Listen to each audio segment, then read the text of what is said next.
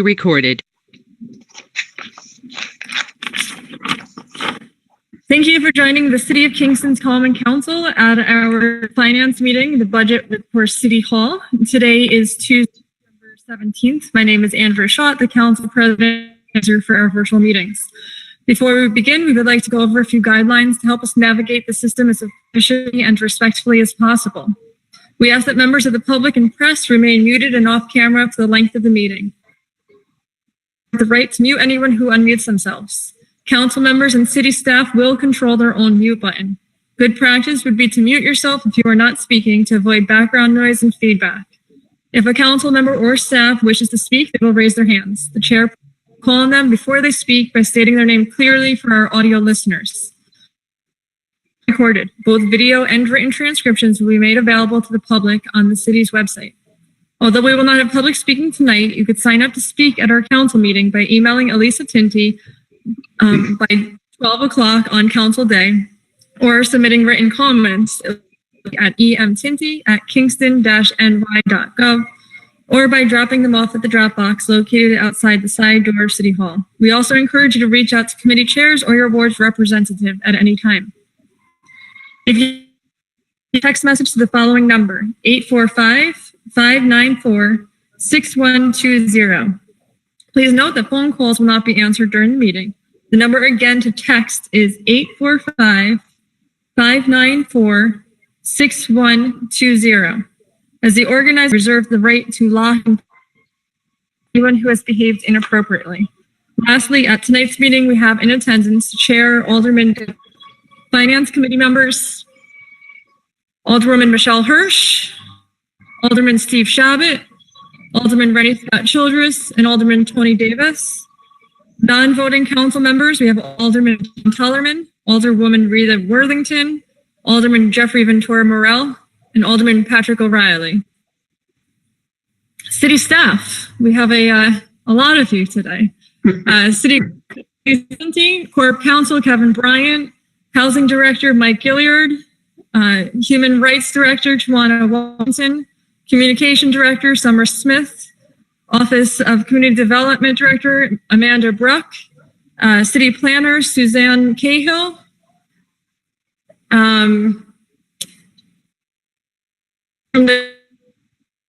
Frank, IT Director Kyle McIntosh, Arts and Cultural Director Addie Farr, Health and Wellness Director Emily Flynn, Civil Executive Secretary Jackie DeSico, Grants Manager Kristen Wilson.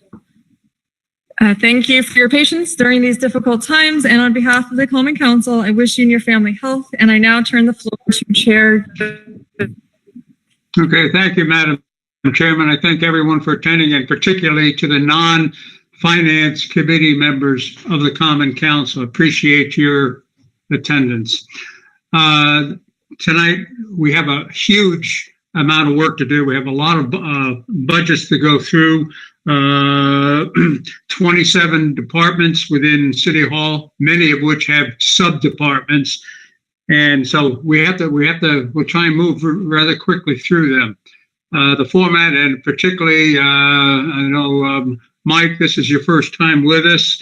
We work from budget variance sheets, which shows the difference between last year's budget and this year's budget. So anything with a parentheses around it is bad news, meaning it either costs more or the revenue is down. If it has no parentheses, that's great. That means the costs are down or the revenue is up. So I'll just make one general comment for all of the 27 departments within City Hall, including 15 other departments. The total variance is unfavorable by $50,740. Now, within that complement, there are some very, very large puts and takes, some favorable, some unfavorable. So what we generally do is try and go through each of these budget sheets, line item by line item, and the committee members and non-committee members can ask questions of why, what for, what are we going to do about it, et cetera, et cetera, et cetera. So with that introduction, I'd like to start with human rights with Tawana Washington. That's sheet number 11, which is page 77 of the budget book. Tawana, I see very small changes, mostly in contracted services are down. And that's other than that, there's no other changes. That's line item 472. Can you give an indication how the contracted services are going down? What we decided to do is instead of having 75 people allowed for the online trainings, we lowered that number to 50 employees, which are mainly office employees. So that way, that'll save some money there. Okay. So that brought the cost down. Reduction in training expenses by an outside contractor. Correct. Okay. So that's the only change I see in your budget. Anybody have any questions on for Tawana? Yes, Michelle Hirsch.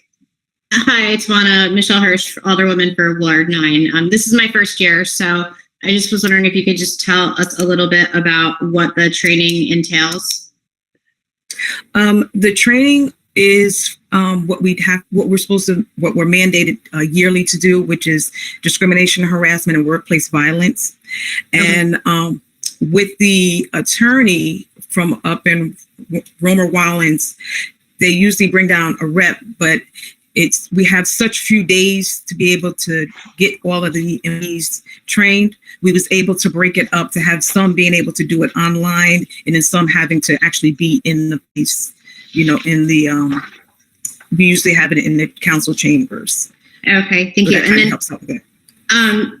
On average, how many complaints a year, does the department get? And I'm just curious, how many complaints you have this year versus other years? It actually varies. Majority of the time, it's more so inquiries, because once people realize, what the human rights law is and, what they need to have to present and stuff, they realize, okay, that's a lot of work. So they don't want to follow through. But we used to get contacted anywhere between, this year it's been kind of down with the pandemic.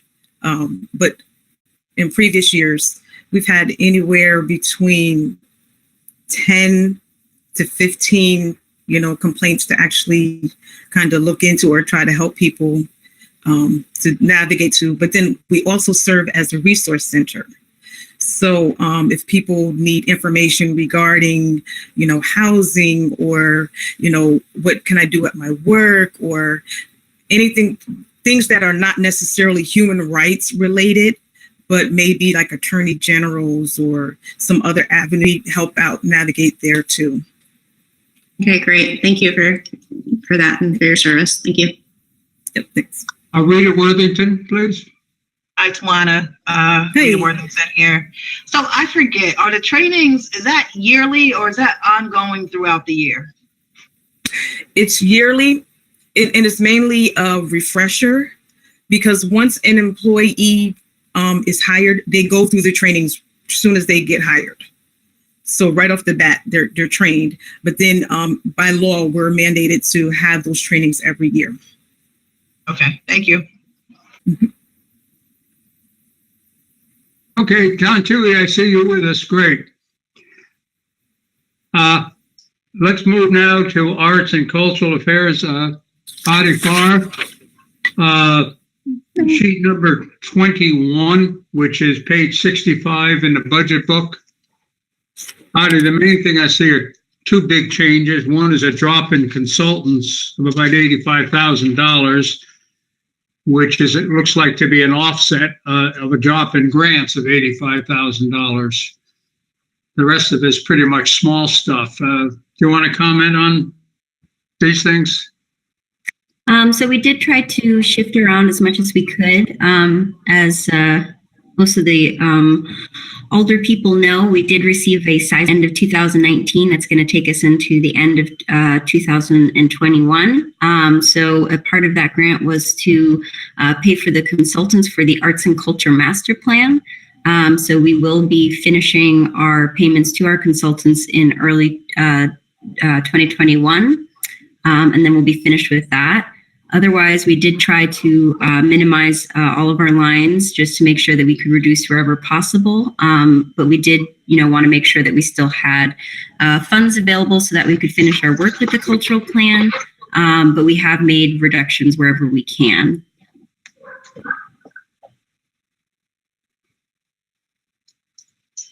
Questions for Audie?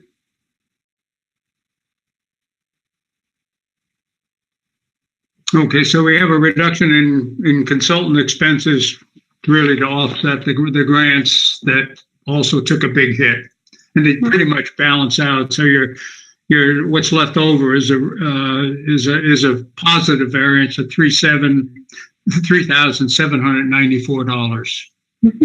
Okay, Patrick O'Reilly. I just like to make a comment. Addie's doing a fantastic job. And every great city has a strong arts and cultural program. Thank you very much. Thank you. Tony Davis. Addie, so you said this grant ends next year. Yep. Then you have to go out and pursue and see if you can find more grant money. Yes, we will be most likely seeking additional funding. So the Arts and Culture Master Plan is a strategic planning document, and then we're probably going to be able to come up with some strategies for how we're going to foster arts and culture in the community, but we will have to consider how we're going to fund those strategies. So we are most likely, with the current climate, going to be looking for some alternate funding resources, and I'm actually looking forward to that. I think it'll be an interesting search. Okay, thank you. Other questions for Audie? Okay, thanks very much, Audie. Thank you so much. Have a lovely night. Okay, let's move to health and wellness. Emily Flynn, the sheet number 20, which is page 53 in the budget book. I'll just make a couple observations here, Emily. A reduction in contract expenses of about $9,000 seems to be the biggest change. Grants have dropped in the neighborhood of $4,000. So the total effect is a positive there. It's a $6,873, driven mostly by line 472, reduction in contracted services. You want to comment on this? Sure. Hi, everyone. So the contracted services is a line that we use for marketing and promotion. Much of my position is the coordination of the Live Well Kingston Commission. It's a health commission. And in the past, we have used contracted services to promote healthy living for residents in Kingston. I can speak more to that, or if you have more questions, whatever you'd like.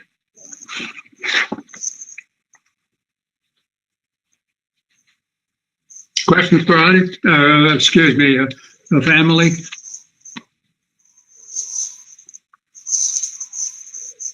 Okay, so you saw a small positive variance. That's good. Yeah, and I think that we understand that. Okay. Yes, Tony. One thing, Emily, you just noticed. How long is your grant for? When does it run out? Right. Let me start by saying that my whole department is funded by a private foundation, and I don't cost the taxpayers any money. My grant goes into next year, 2021, and we have every reason to believe that we have a great relationship with the funder, and I expect that we will continue to get funding from them in the future. Who is that funder? It's the Novo Foundation. Nova Foundation? Novo, N-O-V-O. Novo, yeah. Novo, yeah. Okay. Thank you. Okay, moving on to Central Communications. Summer Smith, Variance sheet number 15, which is page 42 in the budget book.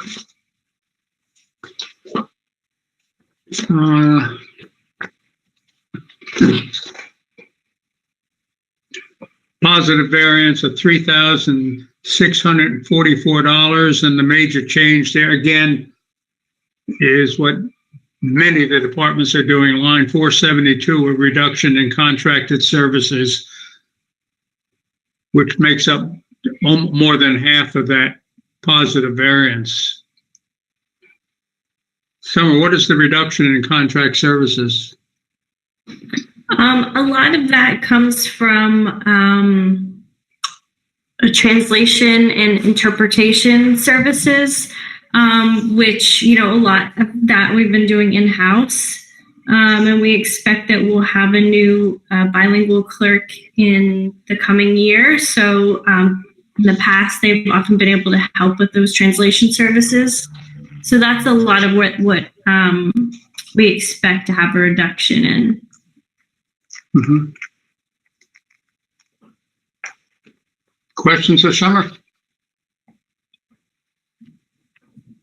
Okay, looks good, Summer. Okay, great. Thanks so much. Okay. Have a good Thank night, you. everybody. Moving on to Personnel Civil Service, Jackie DeSico, budget sheet number 13, which is page 37 in the budget book. Again, a positive variance of $2,952 favorable.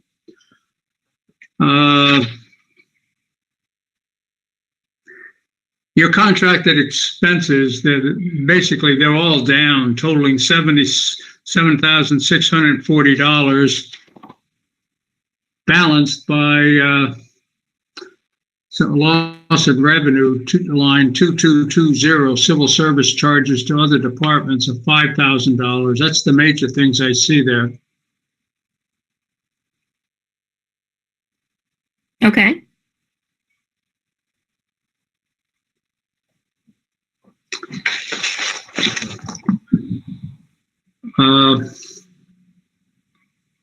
So you cut most of your contracted expenses, and they're offset by charges to other government departments, resulting in a net favorable variance of $2,952.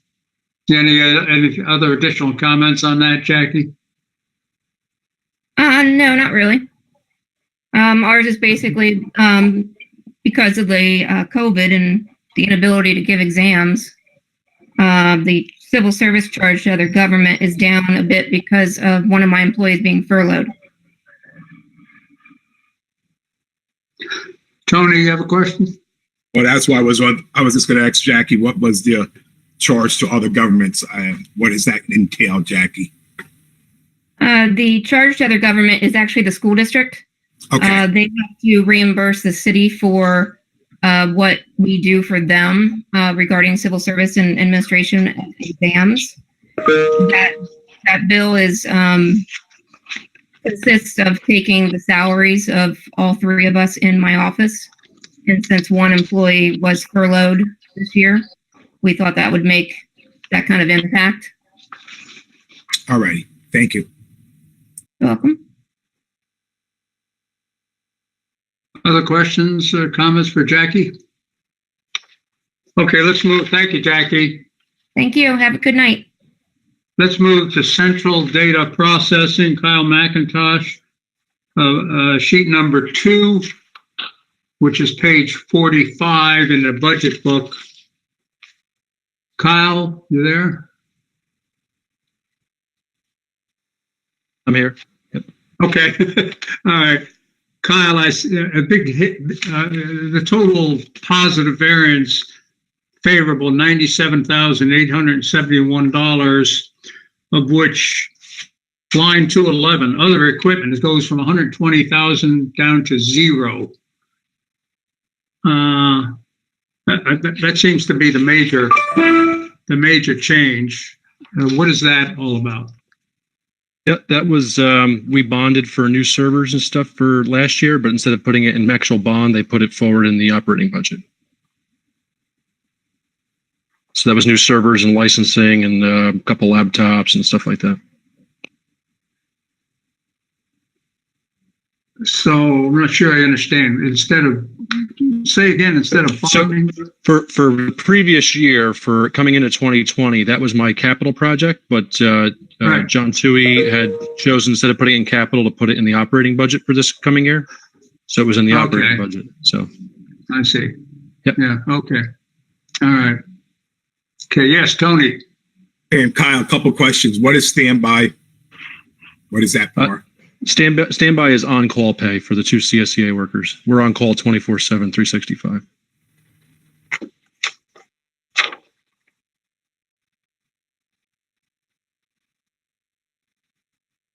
And the telephone?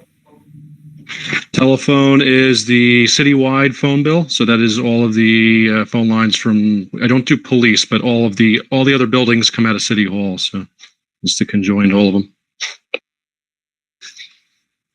Line, I'm not sure if you just asked this, Tony. Line 471, service contracts, is up $31,458. What are they?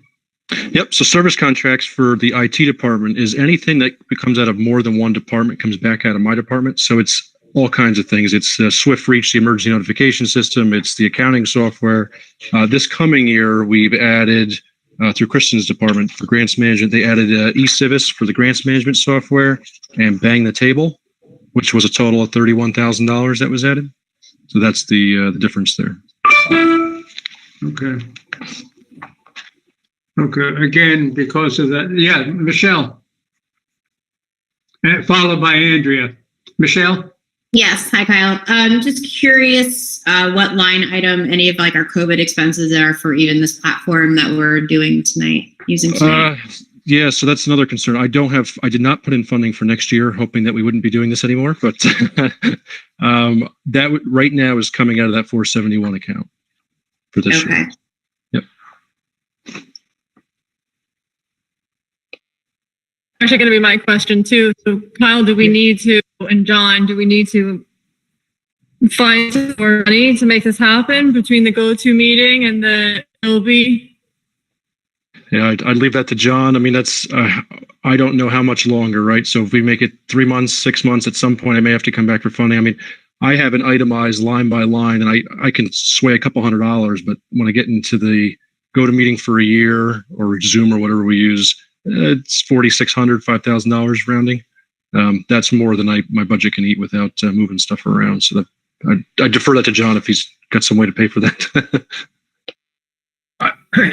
Either that or, we could also look at contingency next year to be the council's preference.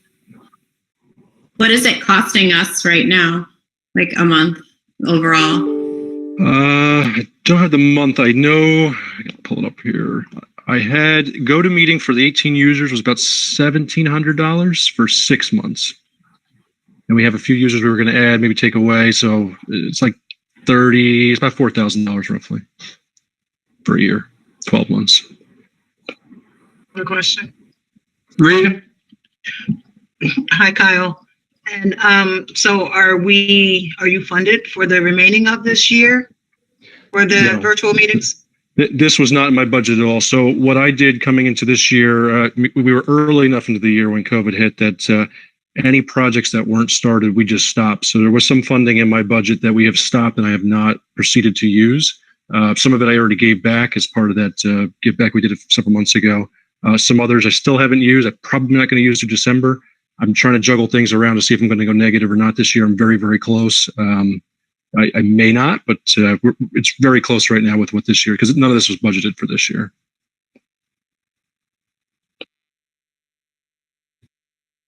Okay, Tony, did you have another question? No. Michelle does. Thanks, Doug. No? Yes, thanks, Doug. Is there any other platform that would be cheaper or that we could use? Or I know safety is, definitely paramount, but there's been a strong interest actually in Zoom because of the live streaming requirement. So right now, only only Andrea has been doing the live streams, but I have several other meeting organizers that now want to do live streaming. one of them tomorrow for the police one. Zoom has it built in, and Zoom has the waiting room and the breakout rooms, which has been another feature that people have been asking for that GoToMeeting doesn't support. All of the costs, though, between all the different vendors, it's all WebEx, GoToMeeting, Zoom, they're all very similar. They don't change that much. So they're like $1 or so difference per user. It's not much different. So Zoom's a better feature now, the better resource. Or Zoom had a bunch of security issues when everybody started using it. Their default settings left things open for Zoom bombing, which a lot of people have heard about. They've gone above and beyond to try to fix a lot of that. There was FBI guidance to change settings and stuff, but Zoom has now replaced with their own little fancy brochure. If you're doing public meetings, set your account up in this manner. Zoom has come a long way. It's an option now, and there's some features there that people have been asking for that GoToMeeting just doesn't have and hasn't added. So something that we were looking at. We actually had to create an account just last week for Zoom for a meeting coming up for language interpretation, which is another thing that GoToMeeting actually does not support. Yeah, I would be in favor of that. That's a great feature. Thank you. Steve Chavit. Yeah. Thanks, Kyle, on behalf of everybody. I know, this came upon us so quickly. I was really astounded how quickly we moved along and got our meetings up and running. Did you have prior experience with things like this? I mean, it was just amazing how quickly we got this going. Not to the extent I do now. This was a long road, a lot of late nights. Yeah.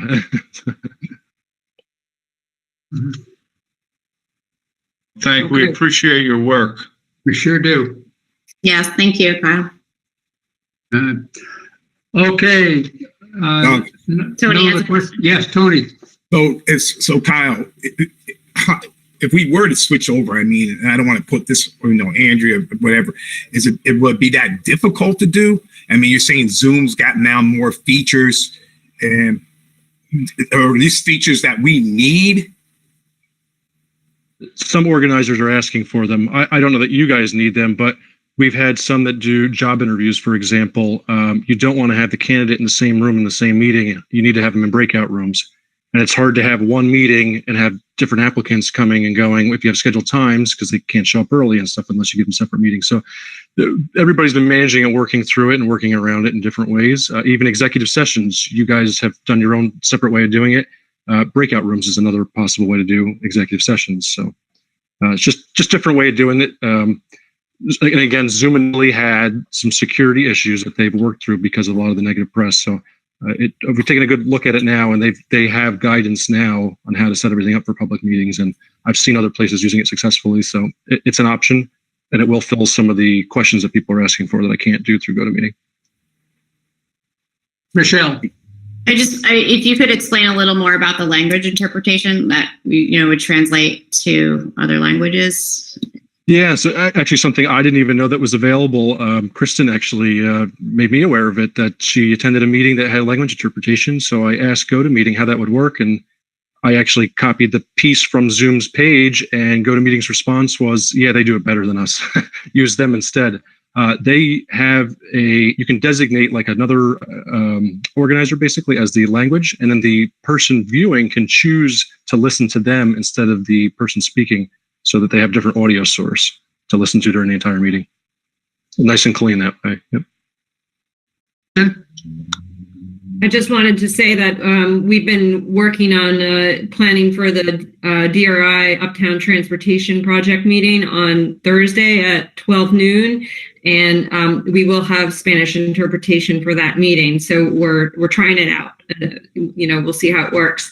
It's a little bit challenging to figure out how the interpretation works. We have some interpreters who really know Zoom, and they walked us through it today.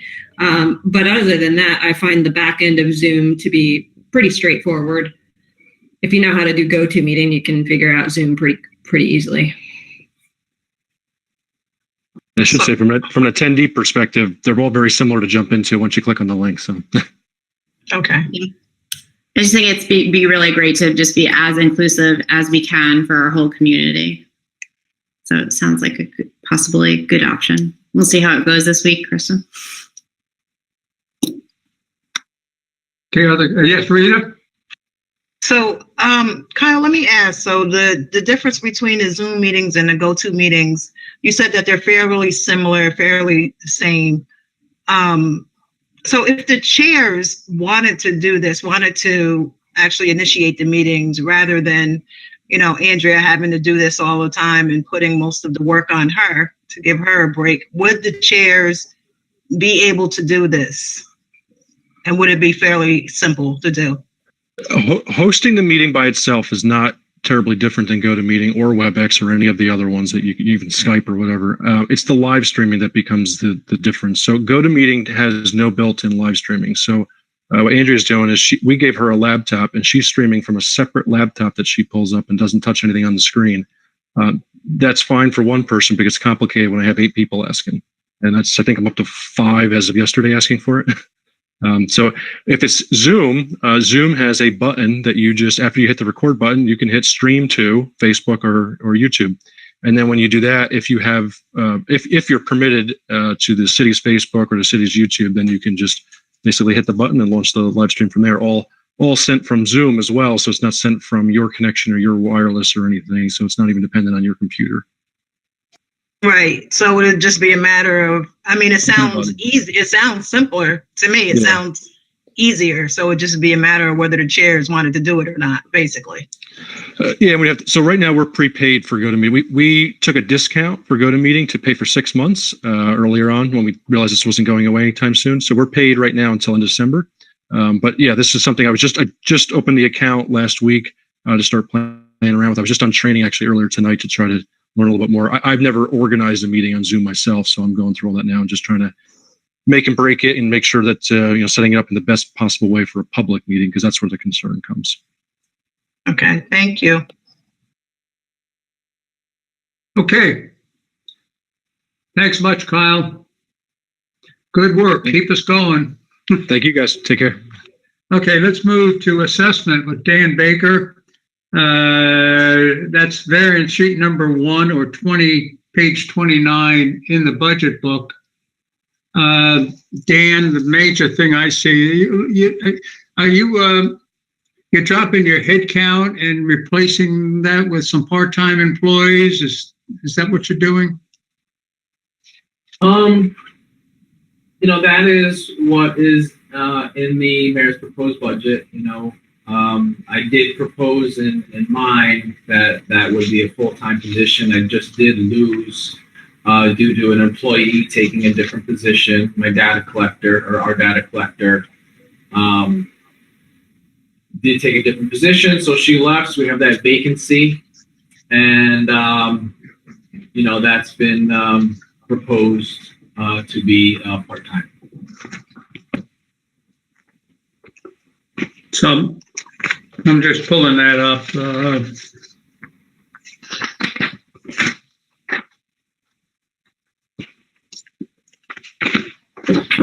So you're going you're really dropping one full-time position. That's the data collector, right? Correct. It goes from full to part-time. And that work is going to be handled by a part-timer? Yeah, that is the proposal right now.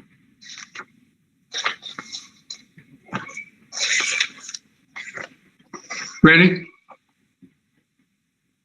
So Dan, you seem to be a little concerned that a part-timer will be able to handle the work that a full-timer used to do. Am I hearing that correctly? I would say that, I did have it in my budget to have that position to continue full-time. It's something that, either way, the work will get done. Obviously we would all prefer to have more staff in our offices for the work that we're doing. But in these economic times, I can understand, why it's budgeted that way. So how many hours difference will this mean on a weekly basis? How many hours are you losing? 17 and a half. Okay. I believe. Yeah, 17 and a half.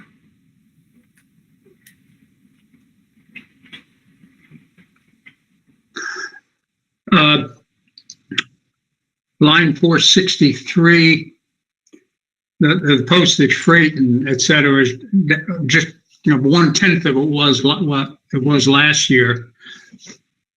Yeah. So, in light of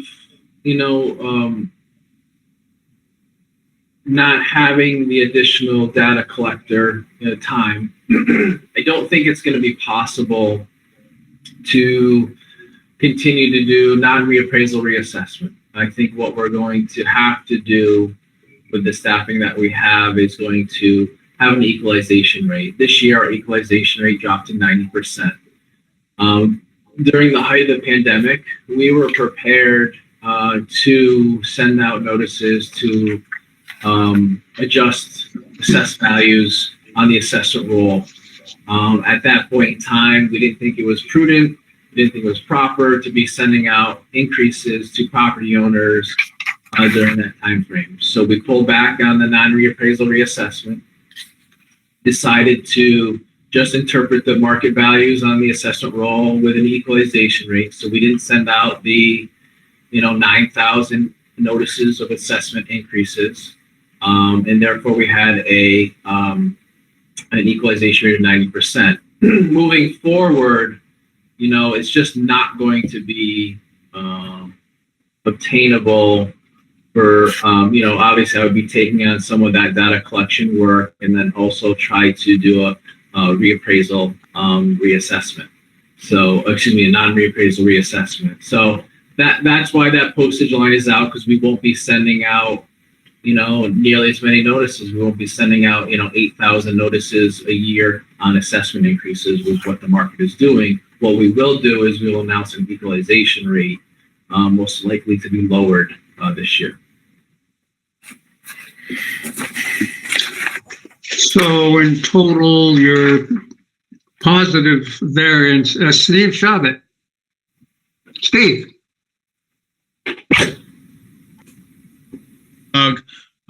Actually, I was trying to ask this question a little bit ago in regards to the full-time to part-time.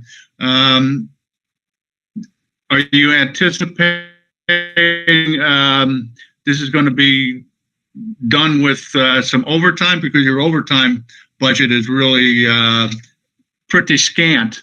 What do you think about that? Are you going to be able to get everything accomplished, without using a lot of overtime? I don't necessarily think we'll be dipping into overtime, because typically that overtime account would be used by the deputy and or the assessor's aide. The deputy right now, is going to, potentially take on some additional responsibility with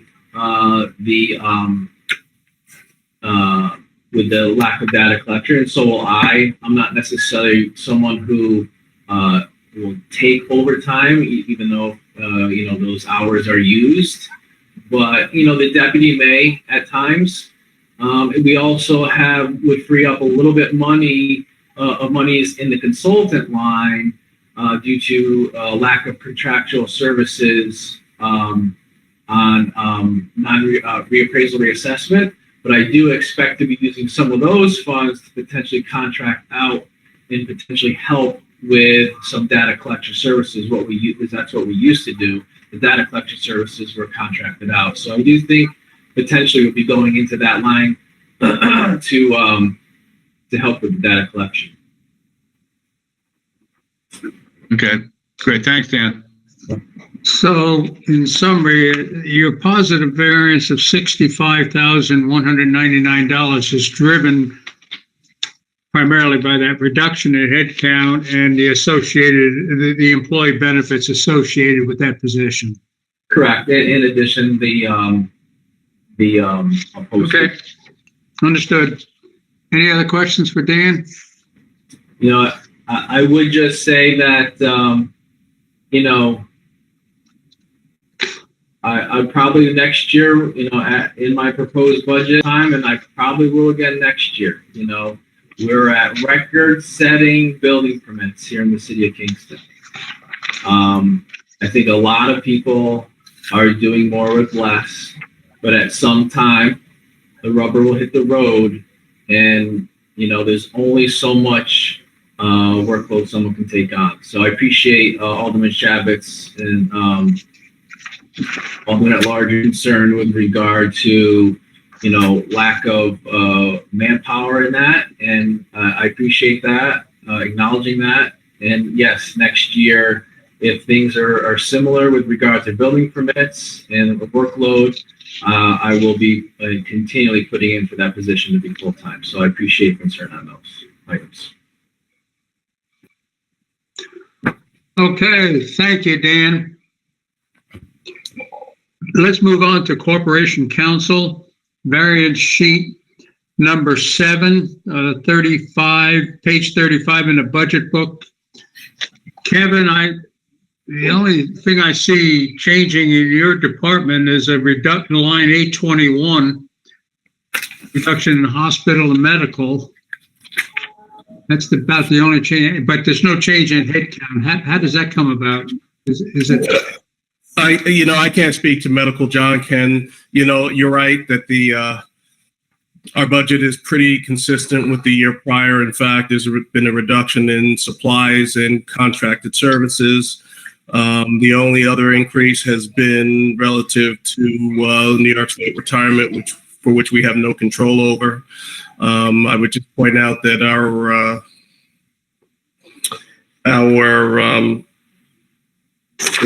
our consultant line is consistent and the same as last year, which is $40,000 less than 2019. I don't see that's flat. Yeah. So John, line 821, is that a life type thing or?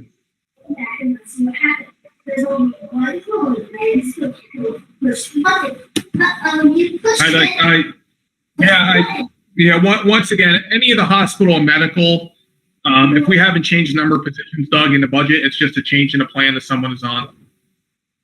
Yeah. This one is very Okay. Okay, so that's nothing that we can control. That counts almost all of the unfavorable variance of 12,336. Other than that, everything's the same. Pretty much. Questions for Kevin? like kind of what's going on here. Okay. Thank you. Have a good night. Thank you. Let's move to Mandy. Let's move on to Economic Development, budget sheet number 8, which is page 59 in the budget book.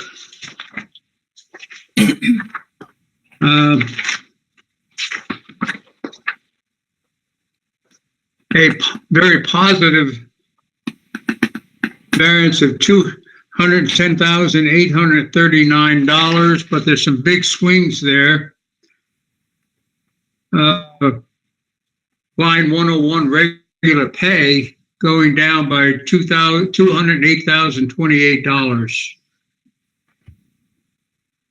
And the employee benefits associated with that. That's a big drop. Is there a headcount change there? Or? Oh, yeah. This dog is going from 7 to 4. That's or 7 to 3. So they're losing 4 people are lost in that department.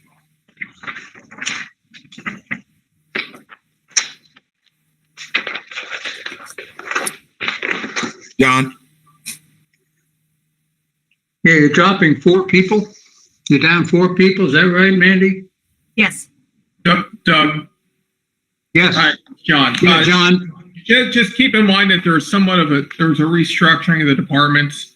You do have a new department in this year's budget, Department 6995, Housing Initiatives. So you do have a pickup of 2 positions there. Between the 2 departments, you are down a net of 2 positions. Okay.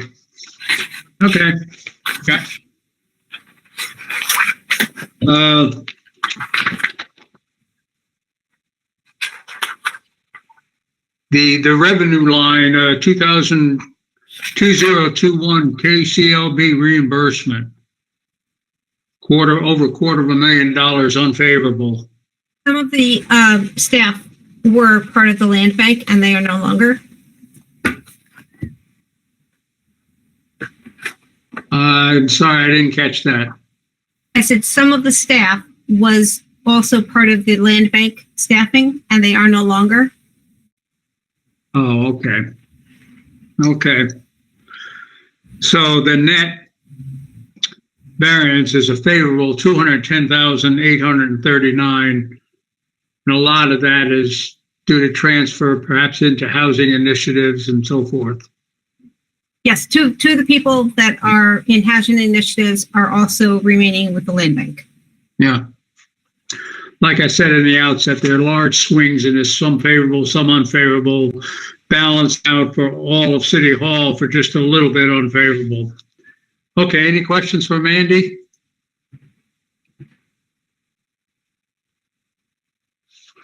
Thanks, Mandy. Yeah, I have a question. Michelle. So specifically, which two positions are moving out of this and going over to the land bank, please? Well, with the restructuring, Mike Gilliard came in and he is now the director of housing initiatives and the land bank. Right.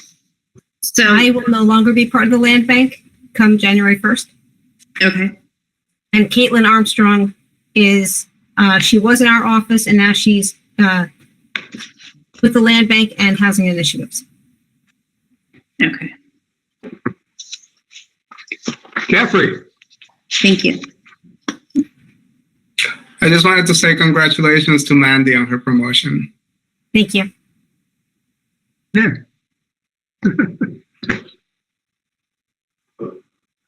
Okay, let's move to grants management with Kristen. Sheet number 9, which is page 61 in the budget book. The thing I see right off the bat is an increase, line 101, regular pay. Is that an increase in headcount? Let's see, page 61.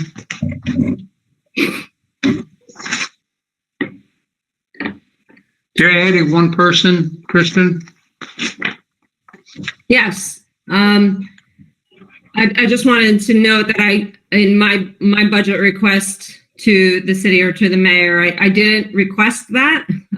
Originally, my plan was to keep the staffing level at the level that we have this year. However, as we move forward in the budget discussions, we had an internal meeting with our capital projects, all of our project managers. We have a regular internal coordination meeting, and we discussed at that meeting how we're, as a group of several different departments struggling with the project management and with capacity to support and advance the many capital projects that we have underway. And there was a need across many departments stated for a new project manager to help us out.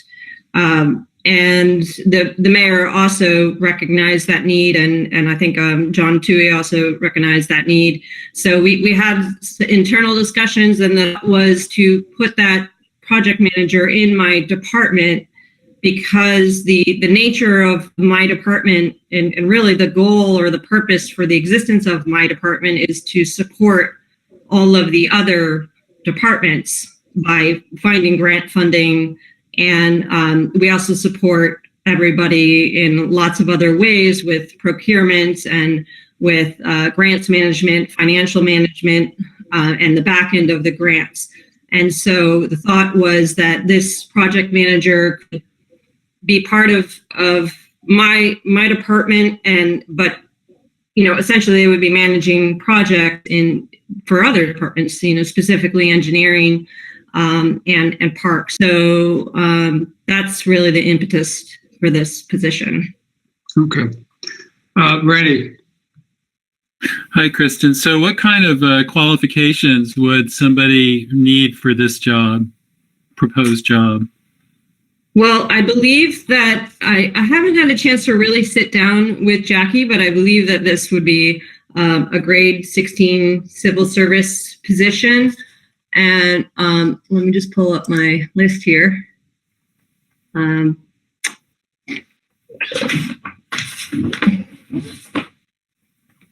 So essentially, a project manager is, an effective project manager is somebody who can deliver a project on time, on budget, and within the scope of the original project.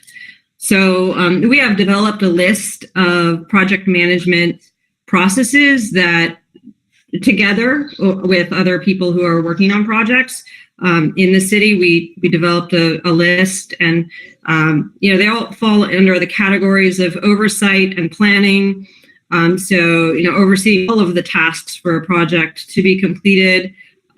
Project managers do initiating. They may participate in grant application processes, negotiate and execute contracts with funders. They may determine who the project team members are going to be. They'll determine and track the budget. They will participate in executing processes. So conducting an RFP, choosing consultants, negotiating contracts with consultants, managing the consultants, facilitating issue resolution, working on seeker and permitting processes. Project managers also do quite a bit of communicating, so managing project advisory committee members and meetings, conducting overall public outreach processes, public meetings, communicating to the council. It seems like it's an awful lot of job requirement then. Yeah. But you're telling me what the job requires. I'm asking you, what are the qualifications? Like, do they have to have a master's degree in administration? Do they have to have a certain score on the civil service exam? What are the qualifications to get the job? Well, I think that I don't know that they necessarily need a master's degree, but I think that experience in project management is mostly key to being able to It sounds like a lot of things that would be required. So we would expect somebody would have to have many years of experience in order to handle all these different jobs, right? Yeah, I think that the project managers who are currently working on projects, so specifically Ruth Ann, myself, John Schulteis, have those years of experience, and that's really what is key to being able to do all of these tasks. And then where did you get the salary level from? Because it sounds like, I'm agreeing with Tony, this sounds like somebody who would need to have a huge amount of experience and a widely varied experience. And it seems like the $40-something thousand is on the low end to offer somebody with that kind of experience. Well, to be honest, the mayor, I think, spoke with Jackie. I don't know if Jackie is still on the call. It looks like she's not. And they determined the grade level that would be appropriate for these kinds of responsibilities, and that the grade level is the grade 16, and this was the salary that they determined. For reference, Ruth Ann's salary is in the $50,000 range. And John, I don't know about Alan's salary or previous salary. Do you know what that was? Alan Aiden? Yeah. I can look it up.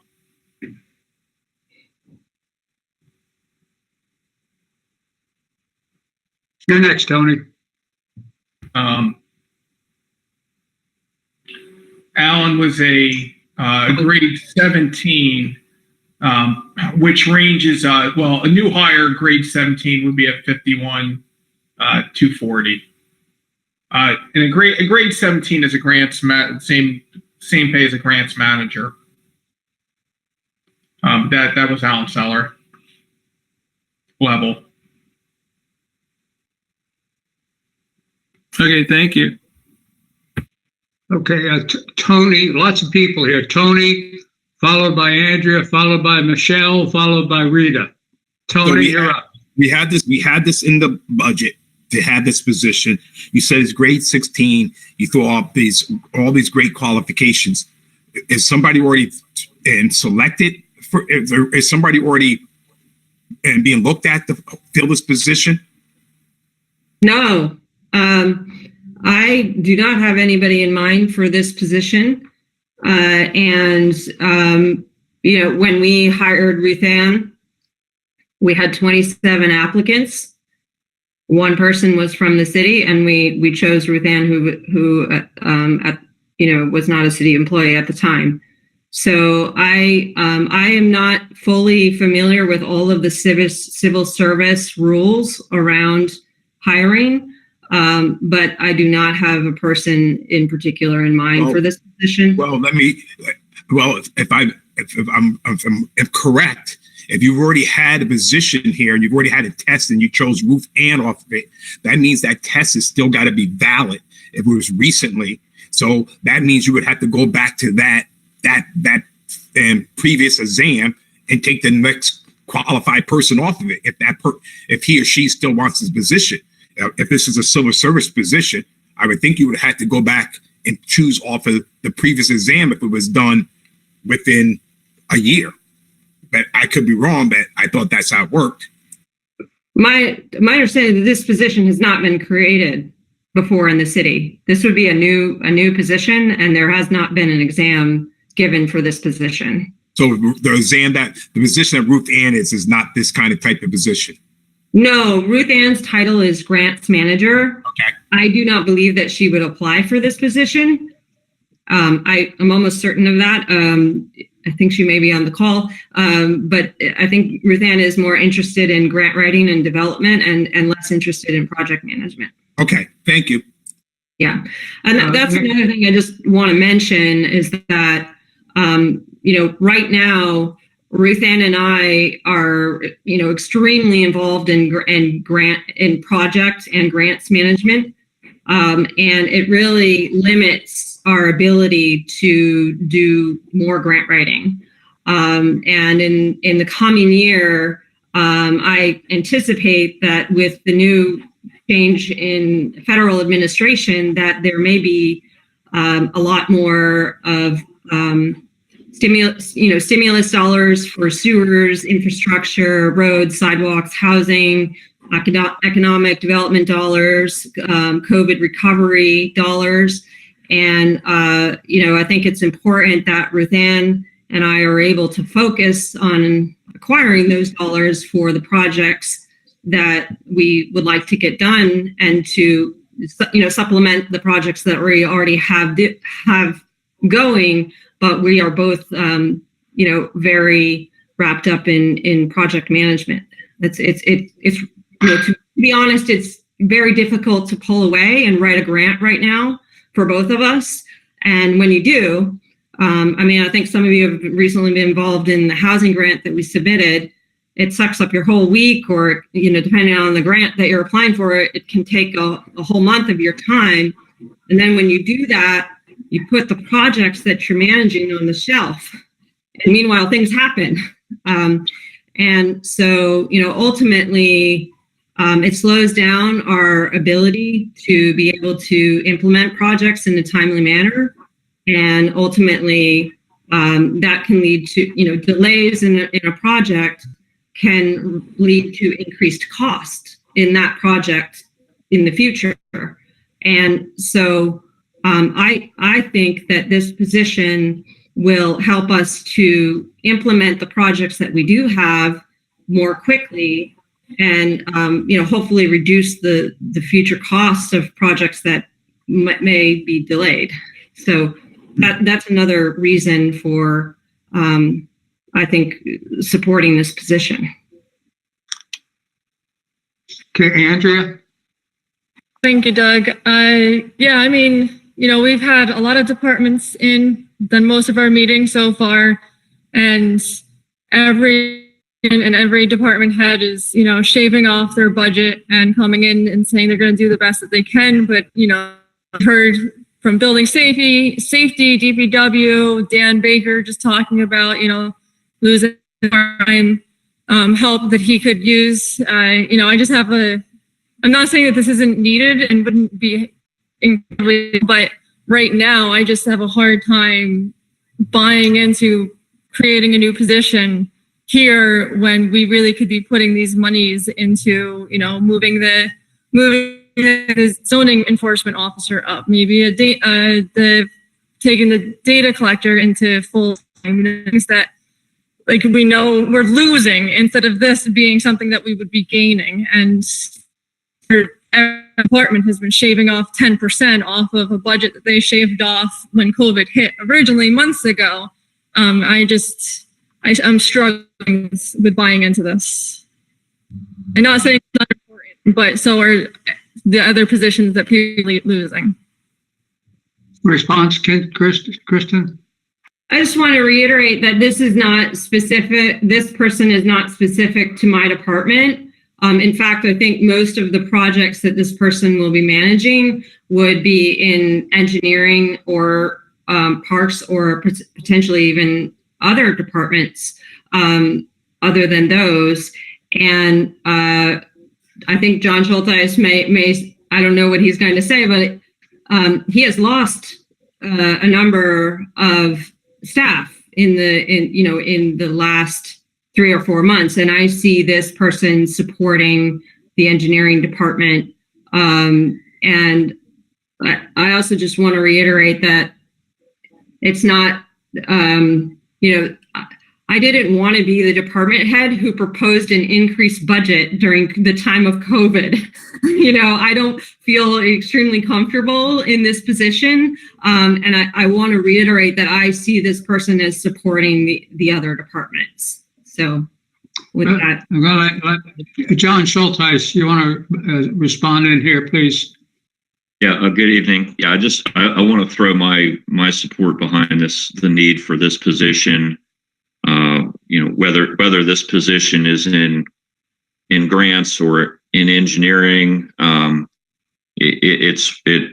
amount of work, the number of projects right now that each manager is managing,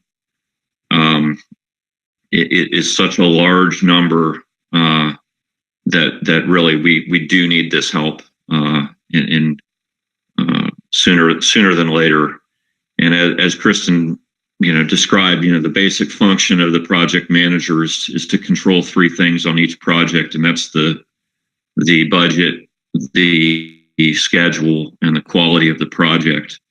And I have no doubt that adding this person at a cost of a grade 16 employee would repay the city in terms of the budget and the quality and the schedule of a large number of projects that we're trying to manage, and that frankly are some of them are being moved to back burners that maybe shouldn't be.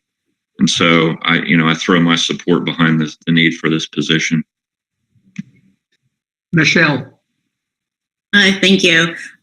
So first, I just want to say that this job, and I'm sensitive that you had to present this, Kristen, but this job sounds like it was presented to us last February and March by the mayor for, I think he was calling it an intergovernmental person. And then when we spoke to him in finance committee in our March meeting, he was saying that basically we needed a project manager, that the city was overseeing about 60 projects at the time. And so we split this. He was requesting 2 jobs, the housing initiatives person and then this project manager. And on the floor, the council divided the 2 positions and approved the housing director and did not approve this project manager, because we're also going into COVID. And again, we're still in COVID. So I have really grave concerns about adding another position to the city, the overall budget. And so when were you looking to have this position start? If the council were to add it to the 2021 budget, I would start to seek this person right away. We have projects that are on the back burner, as John mentioned, that we just really can't move forward. There's a very great need, and I wasn't following the mayor's proposal for the intergovernmental position very closely at the time, and I think that this need has been expressed by the staff. I don't see this as just the mayor's idea. I really think that the staff have expressed this in capital projects meetings, and we are down staff in John's department, and I just think that if we don't have somebody else, we're going to have the things happen that you see happen when you have an absent of capacity. Projects get delayed, as we've mentioned, due to delays. Sometimes the comptroller's office will feel a lot of pressures when we need things to be paid quickly, or we have challenges with the budget. We can have project scope creep happen, preventable conflicts that will arise because something had to be put on the shelf for a while. And honestly, it contributes to staff overwhelm and burnout. It really does. And I think we're seeing it you guys may not hear about it very much, but I think we're seeing it internally. The staff who are involved in capital projects are, we're feeling it. So I just want to reiterate that. And I don't see this as, I see this as a real need. Right. I mean, I can appreciate that. And I don't doubt that everyone's feeling that. My concern is that overall, maybe the city is biting off more than it can chew or handle capacity wise. And then I just had a question for John Toohey. The project manager that was proposed by the mayor back in February, was that grade 16 as well? Is that this pay on par with what he was proposing back then? You're muted. John, you muted. Sorry. I don't even recall the request back in earlier this year. I'd have to look it up. For which department was that, Michelle? It was a communication that got sent in a press release on February 3rd proposing the housing initiative director and then the intergovernmental person. So it came up in the March Finance Committee. So you're not referring to project manager, you're referring to the intergovernmental? Yeah, but then when we he was saying it would be essentially a project manager because they had about 60 projects going on. Okay. So it just sounds similar. And I don't recall that part of it being discussed as a project manager. My understanding of that position was to be like a special projects position, to work on police accountability and other projects that are initiatives of the mayor's office. I see this person as taking on, existing capital projects that we have. So for example, we have Midtown Sewers that we're going to be working on. That's like an emergency project that we're having to work on. And, John is just shouldering that. So I really see this person as dealing with critical issues and critical projects that we have. And my response back to is, this is the city biting off more than we can chew. And my response to that would be, well, then what should we take off the plate? Do we take the sewers off the plate? Do we do we turn grant money back? I just don't, I don't know what the right answer will be if we don't have. Okay, look, everybody's got their hand up on this, and that's fine, but I'm going to get to you in the order that I can recall them going up. And Rita, I think you're next. Okay. Hi, Kristen. Followed by Steve Chavez. So much has been said here. So much I'm losing my train of thought here. So you had mentioned that, you know, you really didn't want to create this position in the beginning, but the staff, did all of the departments come together and, you know, voice this concern to you that we need a project manager? You said that you met internally. So was that a meeting with all of the department heads? Because I don't know, maybe I just wasn't in some of the meetings, but I just don't remember each department head coming in saying that they needed this to create this position. So, and, you know, I'll let you respond as I go because so much was said tonight. Yeah, when I proposed my budget to the mayor, I didn't put this position in my budget because my goal was how can I reduce as much, and you'll see if you look at the rest of my budget, it's, you know, it's pretty, I've gutted the budget otherwise. And that's what I did initially. And I did not have this additional position. Subsequent to submitting my budget, we had a capital project meeting. We have regular internal capital project meetings with DPW, engineering, parks, health and wellness, arts. We have project meetings with staff to coordinate and discuss things such as, to speak with DPW about sewers and other projects that are happening, like Henry Street or Franklin, or what, you know, to try and coordinate amongst the departments. In one of those meetings after I submitted my budget, we all expressed, wow, we really wish we had another project manager.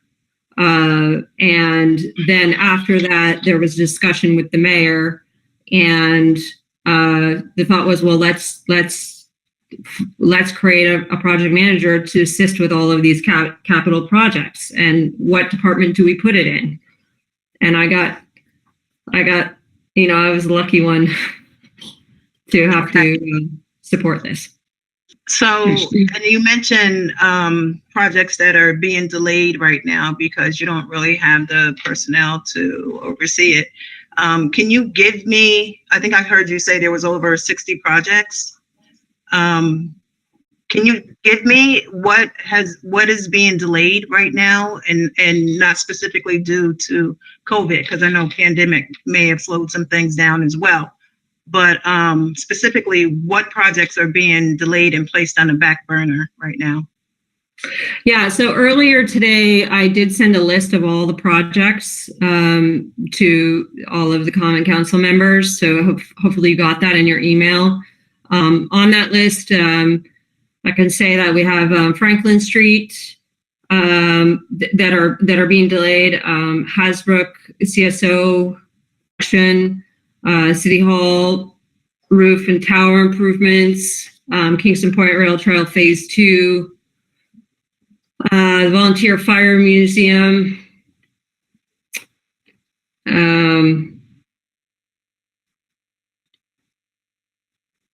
Henry Street is moving pretty slowly. And you don't think that that's part of or due to the pandemic that we're in right now? No. I think that that's due to issues with capacity. And definitely in the engineering department. John is managing two huge construction projects, Broadway Streetscape and the Hudson River Brickyard Trail this year. And if we were to move all of our projects that are slated to happen in 2021 for construction, I think, I don't know, John, can you remind me, was it like 5 to 7 projects that would be under construction next year? Yeah, I believe that's about right. that's an enormous amount of construction to oversee. I mean, even when you have consultants and you have construction inspectors helping, it's an enormous amount of work. Yeah. Yeah, I understand. I just feel like some of the things that you're saying right now is like the first time that I'm hearing what you're saying as far as the delays in the project and everybody's so overwhelmed. And it's, Michelle brought up the intergovernmental person. I too was under the impression that that would be instead of a project manager. And secondly, you brought up the sewer work that is supposed to be done. From my understanding, especially up in the Midtown area, that's going to be a lot of design work rather than actually doing the sewer work. So I may be wrong on that, but maybe John, you can help me out on that as well. John Schulteis, you want to comment on that?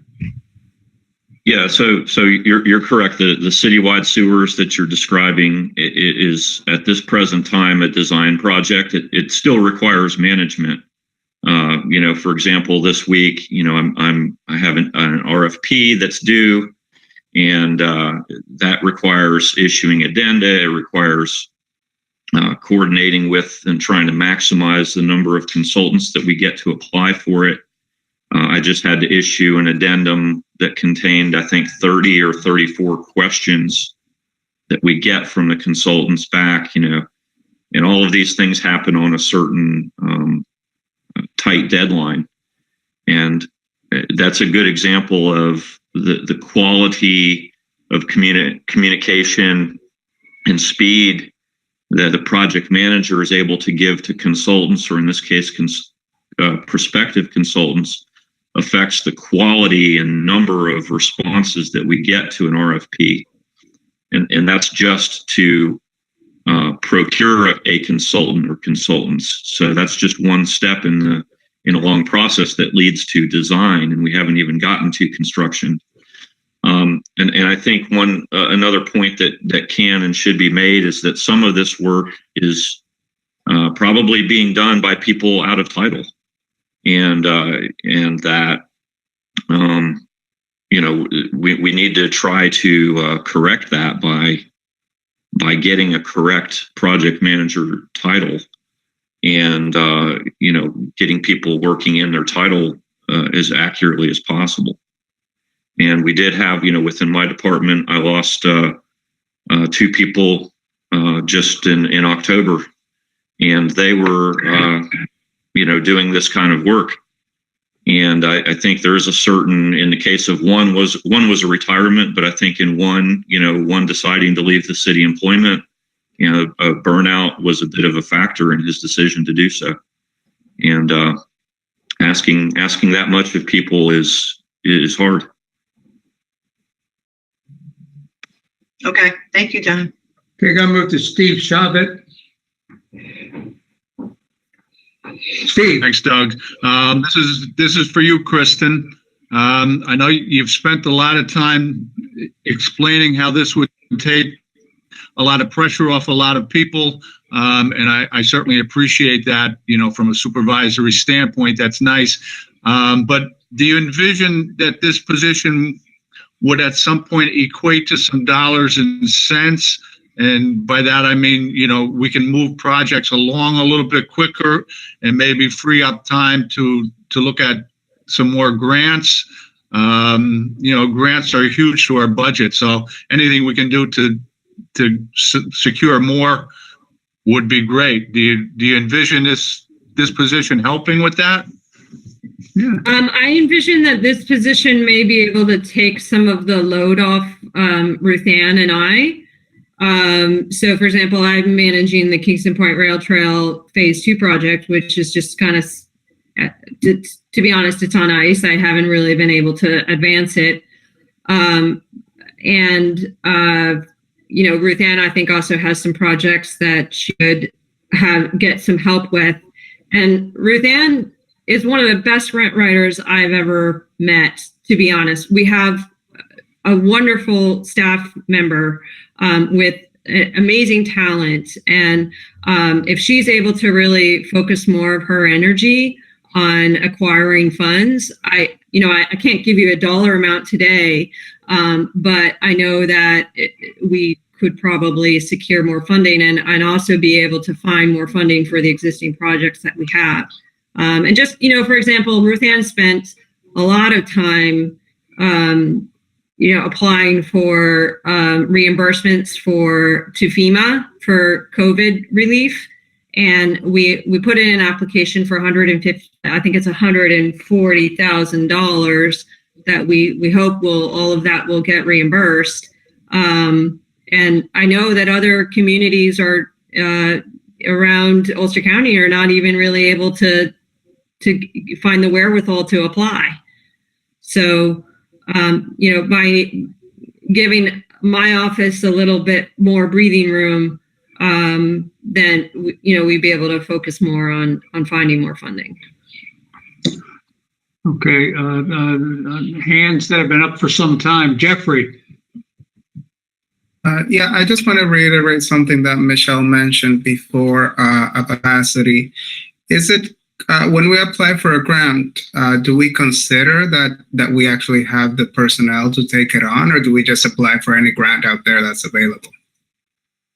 No, we don't apply for any grant that's available. And in fact, recently we had an opportunity to apply for EPA Brownfields grant, which had no match, and we decided not to apply for it because we don't have the staff to manage that.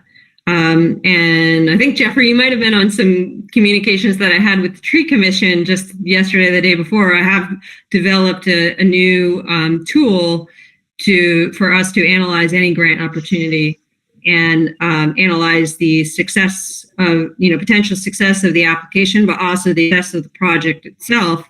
And do we have the staff to manage it? Do we have the in-kind to be able or match to be able to support the project? So I think we're getting better at analyzing that.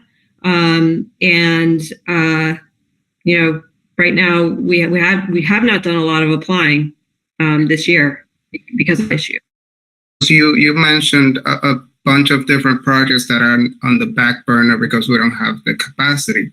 But when we applied for those grants, we didn't have that extra person. So it seems like we didn't think about, what the capacity would be when we did apply for those. I think that we have had changes in staff. As John mentioned, we lost two extremely talented staff, Alan Aiden and Sean, and we don't have them. So, it creates quite a vacuum for us. Okay, Tony, followed by John Tui, followed by Patrick, followed by Rennie. Right, I got a few things here. All right, so in grant management, right, we've increased proposals, increased almost by $45,000 the regular pay. The grants are down about $28,000 in grants in revenue. You've thrown out a lot of that, who this person and would be able to help, and I've heard it over and over in the engineering department that they could really use the help. Who left in the engineering department? Alan and who else? Alan Aiden left, and Sean Coster was part-time in the engineering department, and he supported them with many projects. Sean would have had if Sean was still here, would have had the ability to take on some of this workload. He did. Some of the projects that I've mentioned were projects that he was working on. Alrighty, so because I'm seeing here in the budget, Sean Costner is an environmental specialist that was getting some money from different departments. So how much was he getting total? I am not entirely familiar with how Sean's he was quarter time was paid for. I don't know if John, if you know the breakdown specifically. Yeah, I mean, budgetarily, he was 25% in engineering and 75% in sustainability. On a practical basis, he managed projects for effectively engineering projects. Well, because I had two things. My thoughts were already, if we can find, if we have somebody who did this at a lower pay, why not? Why are we going that route? Or, why is this put on the grant manager? If you're saying you had this interdepartmental meeting, why wouldn't this be spread out through all these different departments in regular pay? I mean, it still would come up to wherever it is, but it would be spread out and it wouldn't just be in grants management. If this person that you're thinking about is going to, assist with various different departments. Well, one thing that I should mention is that Sean was a grade 13. Honestly, I think, John mentioned it earlier that he was probably doing out of title work. I'm not a civil service expert, so I don't really know, but I don't think it's appropriate to, I think that we really need to have grade 16 or above for this level of work. And I'm not sure I quite understand your question, Tony. Like, I don't know how we would spread it around to other. Well, my thing is because, like you said, Sean was getting a certain percentage in the engineering department. Then I guess part of his salary is coming from a different department. And so that's my second part of the question was. Why is this be thrown on the building or grants management and the department? If this person is going to be what you're saying, you foresee this person helping out with the engineer department and DPW department, why wouldn't they? Okay, why wouldn't that reflect that salary? Why wouldn't they propose it in their department as opposed to reflect that a piece is coming from the engineer, a piece of the salary, his or her salary is coming from DPW, certain pieces coming from grants management, whatever else. I see what you mean. I mean, that is a way that we could potentially spread it across departments, and that it would still be a project manager.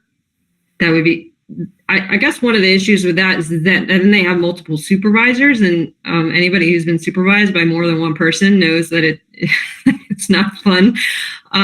So that's one issue. But another thing is that, Ruth Ann and I work on everything. We work on housing, we work on parks, we work on, we'd work on police if they wanted to work, with us. We work on whatever. We work on engineering. Project manager would be in my department so that they could be flexible to work on the projects that need, and work with the departments that need the assistance. It happens to be that engineering needs a lot of assistance right now. But in the future, we might have other departments that have greater needs, and the skill set of a project manager does not have to be specific to one subject. The skill set of a project manager is, more some of those things I said earlier, where they know how to do RFPs, they know how to communicate, they know how to pull together a team. There are a lot of soft skills that you can apply to any project and any subject manager. So I think are we trying to replace Sean in the engineering department? No, because I think we're trying to find somebody who would be able to work in several departments. And engineering has a great need right now. Parks has a great need. But housing, we just applied for a new housing grant. Jeffrey and Andrea were involved in that. Maybe they'll have a need. I'm not sure what, all the future will hold. But I feel that Parks and Recreation yesterday, and that job that Sean is doing, it is in the budget, so that is planning on being filled. Is it? Yeah. So I think that's what Tony's question was. If Sean was going to be replaced, then he's going to be replaced. So this would be an additional one. I just wanted to correct the record there. No, I think that it's Sean's position. He he was not able to do all of the things in sustainability and what that position was designed to do because he got pulled into all of these other projects where we had great need. And so I think the goal is to have that person focus on environmental, technical research and sustainability, and have this person focus on project management and, you know, some of the things that Sean got pulled into, but we really would ideally not like to pull in somebody who's a grade 13 into. Okay, John Tui, followed by Patrick O'Reilly, followed by Rennie, followed by Michelle, followed by me. John Tui. Hi, Doug. Thank you. I just wanted to circle back. Michelle had asked a question earlier, so I was trying to dig through some things I could find on my computer. There was a question about the Director of Intergovernmental Affairs position. It's my understanding that that was at the full year regular pay would have been $65,000. So it was a higher level position, and it was really designed to be a management position. And just to circle back on a project manager, the idea of a project manager as a grade 16 isn't a foreign concept. In fact, the budget that the council adopted last year had a project manager at grade 16 in Department 6989, if you want to refer to that budget, in it. So, you know, it was the same, it was a vacant step 1, grade 16 project manager, 46,180. That ended up being a position that was not filled and is not in Department 6989 this year. Okay, Patrick. Thank you, Doug. Patrick O'Reilly. You know, the world's a different place. We need to rethink what we're doing at City Hall. We can't be spending money right now that we don't need to spend. We have a lot of jobs that the mayor created at City Hall. And these are very smart people. The mayor's a very smart man and is a good manager. And there's no reason that and during this crisis, that we can't reevaluate our employees, redistribute their talents, and get these jobs done without increasing our pay scale. Now, he needs a new employee, which it sounds like he does. Let's give John a new employee if he needs one. Spreading this out. And the other, and, you know, I hear that John's going to be spending a major amount of his time on the trail through the Hudson Yards during COVID. No, fix the streets, fix the sewers. What are we doing? Let's reevaluate what we're doing. The mayor has hired a lot of people. We got Summer, we got Addie, and probably I could name more that are very smart people who could take on some of these jobs. And I know it's not their job description, but guess what? It's time to step up, everyone, and take on these jobs. We don't need to hire new people. There's plenty of people there at City Hall right now to assist John, assist the recreation department, what they have. Hey, look, lots of things aren't happening now. Look at that. Look at the health and wellness. Are they really out there doing everything they were doing before, or are they doing more?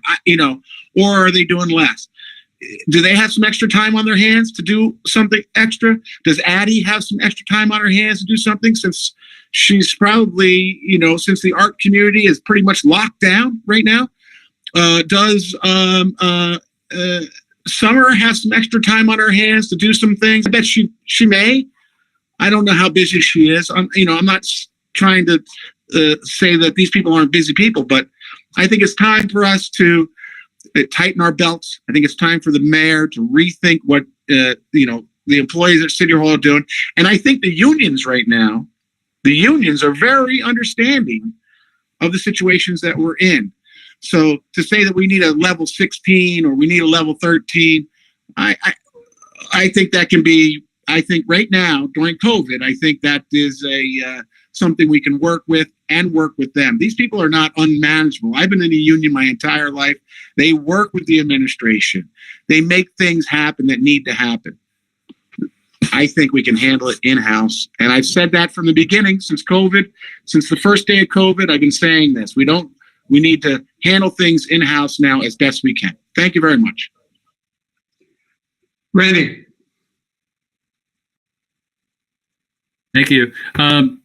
So, Kristen, I'm wondering if we did approve this position as it's proposed here, who would do the actual job search and the hiring? Who would be responsible for that?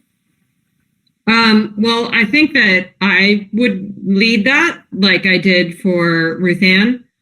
And I would work with Jackie. I would probably put together a team of people to participate, which I did with Ruth Ann. We had a team of I think it was 4 of us who participated in the evaluation of the resumes that we received, and then we did 3 interviews.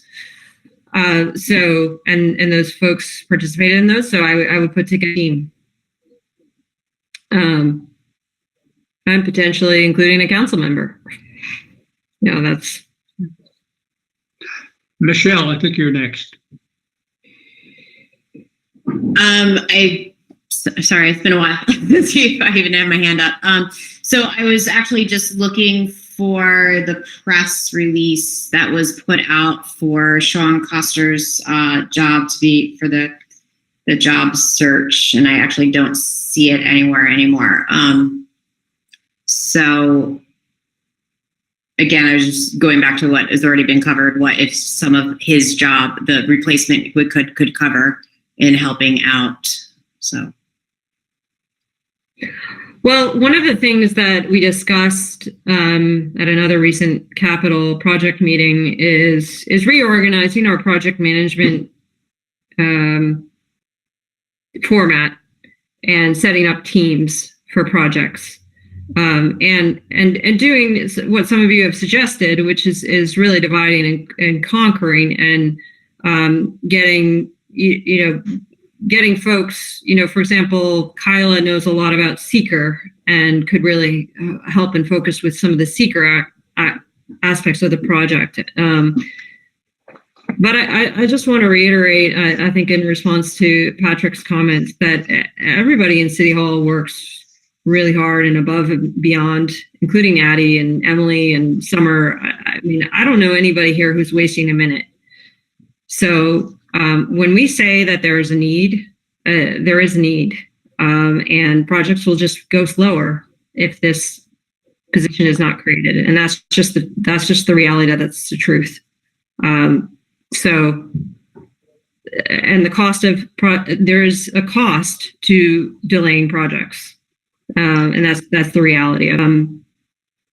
That I don't know what else to say about that.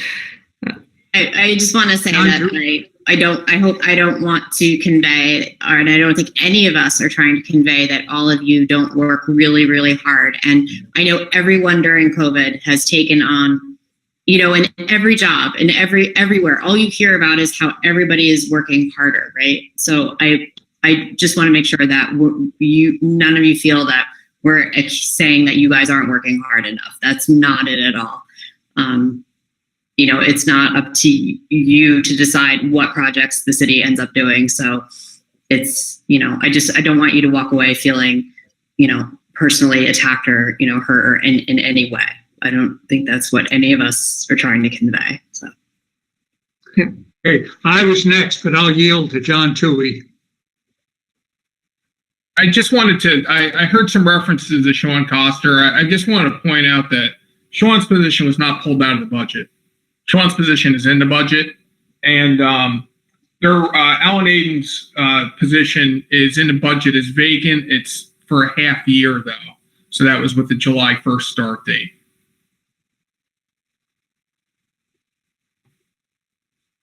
I'll yield to you, Rita.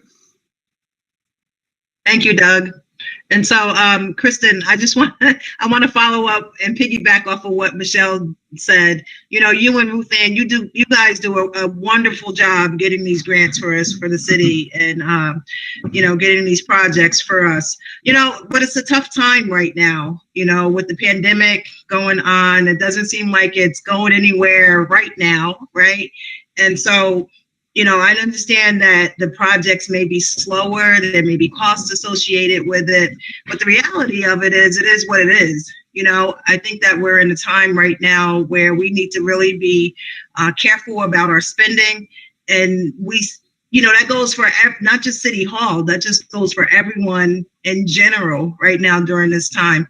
And if there's some projects that may have to be put on, maybe we just need to prioritize and maybe just, as Jeffrey alluded to, Michelle alluded to, not accept some of these projects if we don't have the staff to do it, you know, but it certainly is not a dig at you or your department.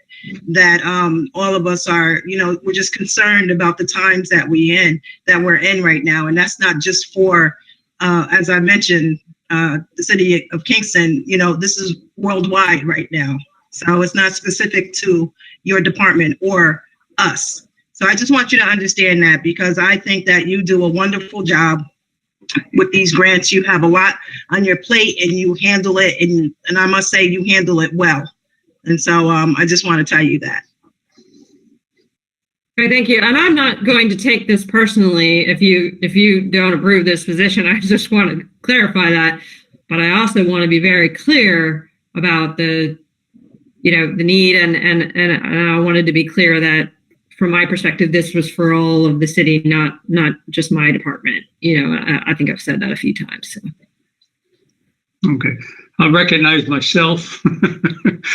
But as your chairman of this committee, I just want to weigh in and say I totally support this position. We have more and more projects coming in. Ruth Ann and Kristen are doing a fantastic job.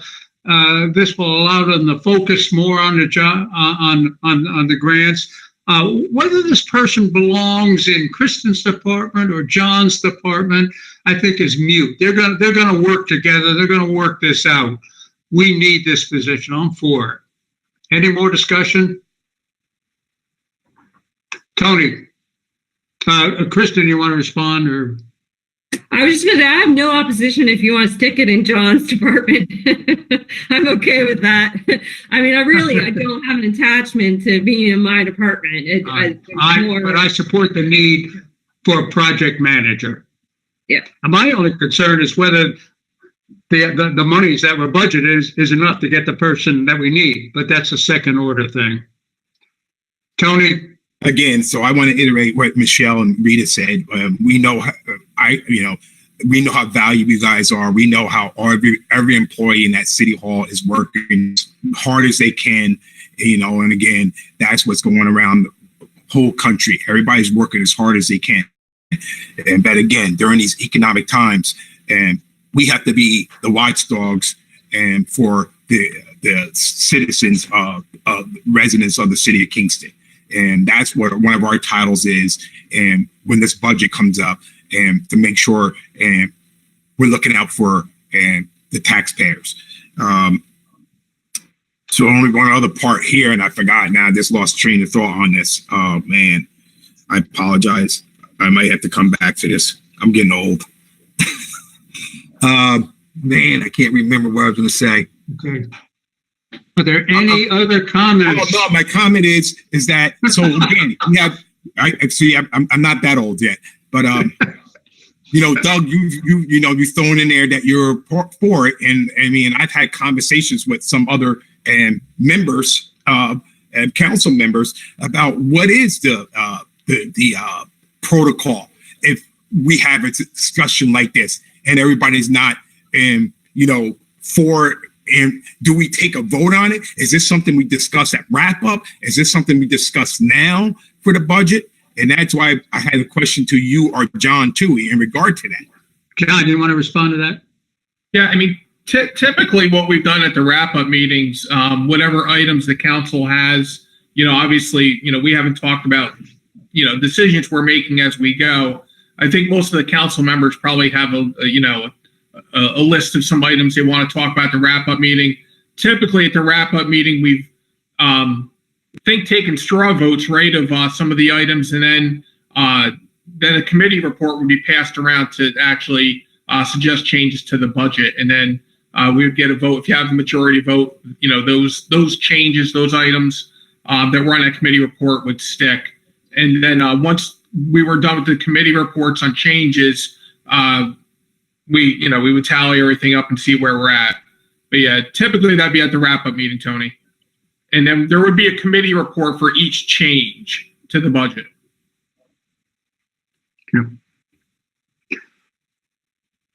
Okay, let's move on, okay?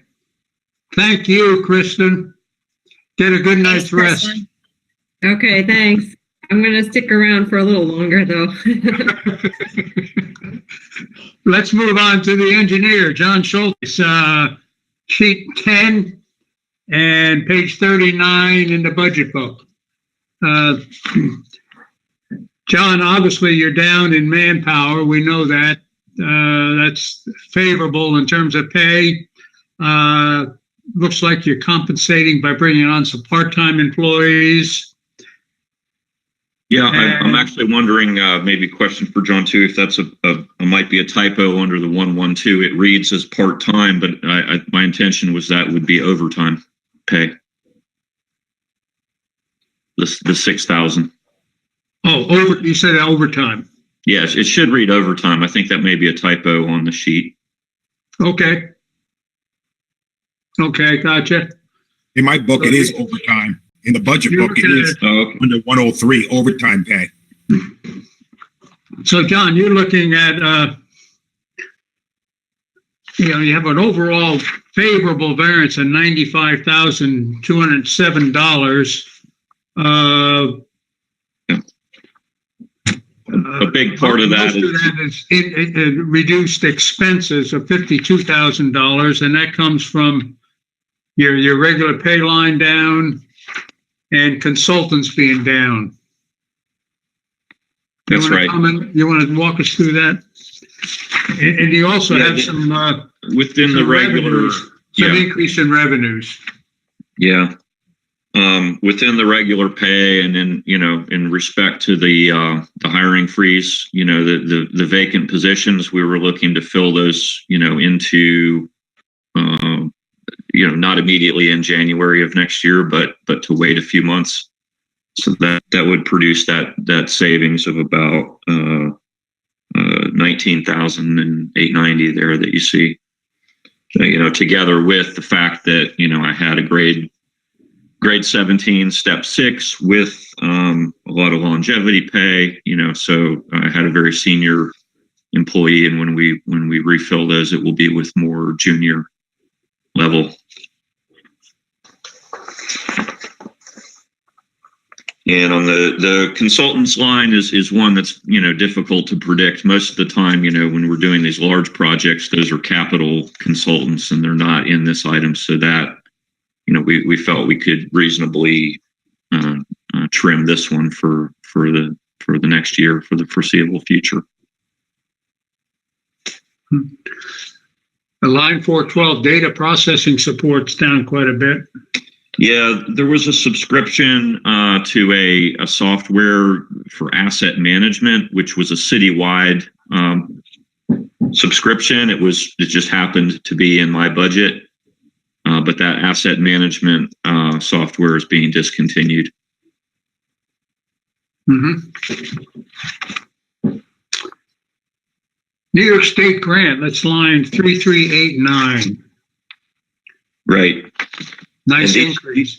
Yeah, these numbers, I think, come in consultation between John Toohey and Kristen's department in terms of looking at what portions of our salaries can be directly attributed to reimbursable grant amounts. And so I actually don't necessarily have that backup in my possession, but I think if there's specific questions on that, but obviously this year we did a much larger share of, based on the project portfolio that and the amount of hours that we think we'll be putting towards that. there's a large portion of our salaries that we believe will be reimbursable with grants. The federal assistance, has that been bagged? 4589. That's an increase of $19,057. Yeah, and I might ask Kristen or John if they know how that was computed. Kristen? The New York State, I can speak mostly to the New York State grant. Maybe John can speak about federal assistance. Okay. Actually, no, I believe they're both grant revenues.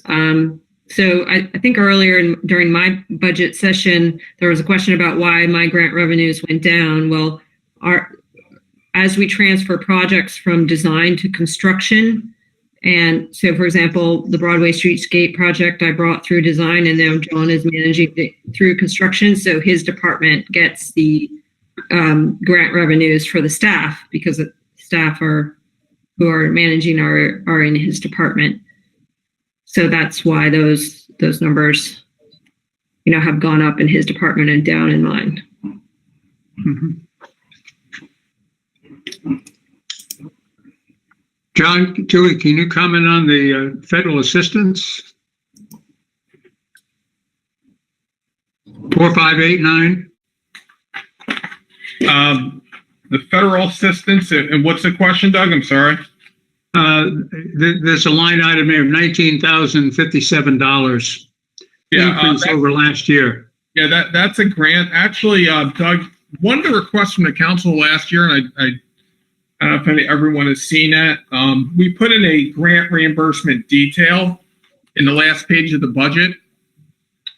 So all the grant revenue that's personnel related is now on the last page of the budget. So we break out the funding for those items. So the total budget, the 46,000, the combination of New York State and federal grants, the 46,800. It's 46,319 on page 39. It's all broken out by the employees it's being reimbursed for.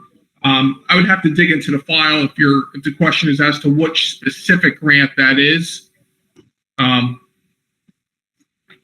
it's a grant that's reimbursing personnel costs. Okay, good enough. Yeah, I could pull it up, but. Yeah, I know I have it. I just don't have it at my fingertips. Okay. Other questions for John Schulteis? Yes, Michelle? Well, this might be a question for John Toohey. I thought that we actually lost the NYSERDA grant that was environmental research. I believe the grant you're referring to is within sustainability, not engineering. Okay. Are there other questions for John Schulteis? Okay, positive variance, $95,207. Doug, sorry. Sorry, go ahead, Michelle. So I know that we are supposed to be, always looking to trim the budget, but I also just wanted to bring up a point that I think pertains to giving all of this, the city and your department the resources that you need. And I'm just I brought this up with DPW, and I wanted to bring it up here about the fact that we have a 10-year-old sewer camera. And would that upgrade be helpful to get ahead of and inventorying our sewer infrastructure in the city of Kingston, so that we know sooner than later, like the issues that came up on Broadway? And if you could speak to that, please. Yes. So the sewer camera traditionally has been in the engineering budget. Why that is historically, I don't know. I think in most cities that have a sewer camera, it would be in a sewer department or DPW. the one we have now, it works. Are there better ones? Are there more modern ones? Yes. I think there's something on the order of $25,000 would produce an upgrade to that, while making use of the trailer and the generator and some of the major systems that that are there.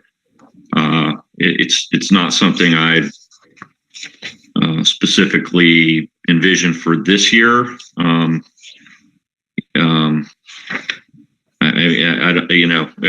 We would maybe wait to more towards the end of the life of the current one, would be my present thinking.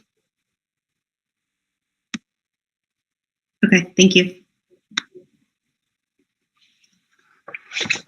Okay, can we move on to housing initiatives with Michael? Variance sheet number 27, budget book 63.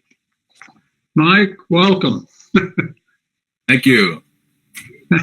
Thank you for your patience. Mike, you show a negative variance of $84,265 because your department didn't exist last year.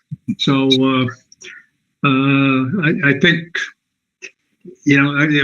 obviously your regular pay is up, part-time employees up, contract, everything is up because it's a new department. The only thing I would ask are revenues, KCLB reimbursement and a contribution from a private agency of $106,570. You want to walk us through this, Mike? Sure, be happy to. So the KCLB reimbursement is anticipated to be a continuation of the staffing payment agreement that exists between the land bank and the city for a portion of salaries being reimbursed back to the city for currently myself and Caitlin Armstrong. And the 106,570 is a reflection of a new grant that was secured actually in January of this year under the LISC program. So those are the anticipated revenue. Which program? It's Local Impact Support Coalition. That's a national group. The grant was applied for several years ago. There was a first version of it that the Housing Initiative Department closed out this year, and the second version of it was secured in January of this year. So those revenues are not anticipated to come to the city until next year. Okay. Line 472, contracted services. What are they? $78,250. Sure. So that's the portion. Tony, you're next. Sure. So that is the portion, the $78,250 of that grant that would be coming to the city that would not be paying for the part-time personnel service of $23,090. So it's just the difference between those two. And that grant would be used to facilitate various initiatives that reflect a continuation of the first grant. The summary of which is reflected in the vacant and abandoned property report that came out this month and outlines several recommendations and the need for a part-time person to implement those recommendations, for which this grant is paying in its entirety. Grant pays for 100% of that position. Okay. Tony? Mike, several things. And what's the name? Where are you getting this $107,000 from what program? Sure. So this is the, excuse me, the LISC is a local income support coalition. I think that's the name of it. But LISC is a national group for which the city of Kingston applied for and was awarded a grant in January 1st of 2020. So that grant is for $128,250. And a portion of that would be coming in to pay for new hires only. It's restricted to that use. And now in regard to 2021, the land bank, explain that again. How's that working? That you get this 84,000 from? Yeah, it's meant to reflect allocation of time, staff between city staff working in the Housing Initiative Department and working in the land bank. So where's it? Paying for those services. Who's paying for it? The land bank is paying for those services. That's that $84,265. Now the other, and then you said 472 is this part of the 2021, they match up for the total grant? Correct. If I understand your question correctly, that's the total amount of the grant. Alrighty. Now, what's part-time employees? So you have 2 full-time employees plus a part-time employee? Do not have a part-time employee currently, but yes, there are 2 full-time employees in the Housing Initiative Department.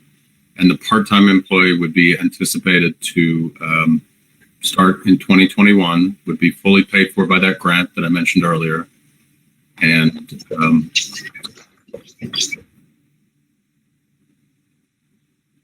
and what would be their function? Sure. So I don't know, John, maybe you can help me out on the descriptive terms, but I think it was a program administrator position paid at grade 16, working no more than 17 and a half hours. So another grade 16. I think that's where it was decided upon by John and Jackie in consultation with needs of the position, but I don't want to misspeak. Yeah, it's a grade 16, but it's limited to 17 and a half hours a week. I mean, that's the money that's put in the budget. And just for, accounting purposes, when you take the part-time employee, the benefits associated with the part-time employee, which obviously does not include hospital medical because a part-timer doesn't get that, it equals the grant revenue on the revenue side. All right. Now, my other question to you, Mike, is how's this land bank going right now? How many buildings, how many properties, I should say? And the last communication I recall was the 3 initial properties. Is there more that we have now? Yeah, there's a lot going on since you and I last spoke, Alderman Davis, I think back in May of last year. And I can summarize for you the highlights, but I think it would be most helpful is just to ask you to look on our website. By the time of our next board meeting, which will be on the 23rd, we'll publish 35 or so milestones, many of which have happened in the past 6 months, 13 days, but who's counting, that I've been in this role. Those include pulling our first permit on Friday. We do only own 3 buildings at this time. We've investigated 15 buildings. There's various reasons why we've been unable to acquire the balance of those. But I think rather than try to dig into that, unless you'd like me to now, I would just recommend, if you wouldn't mind, we'll have something up on our website detailing 30 plus achievements in the past 6 Your website, what is that website again? The city website? No, it's kclb.org.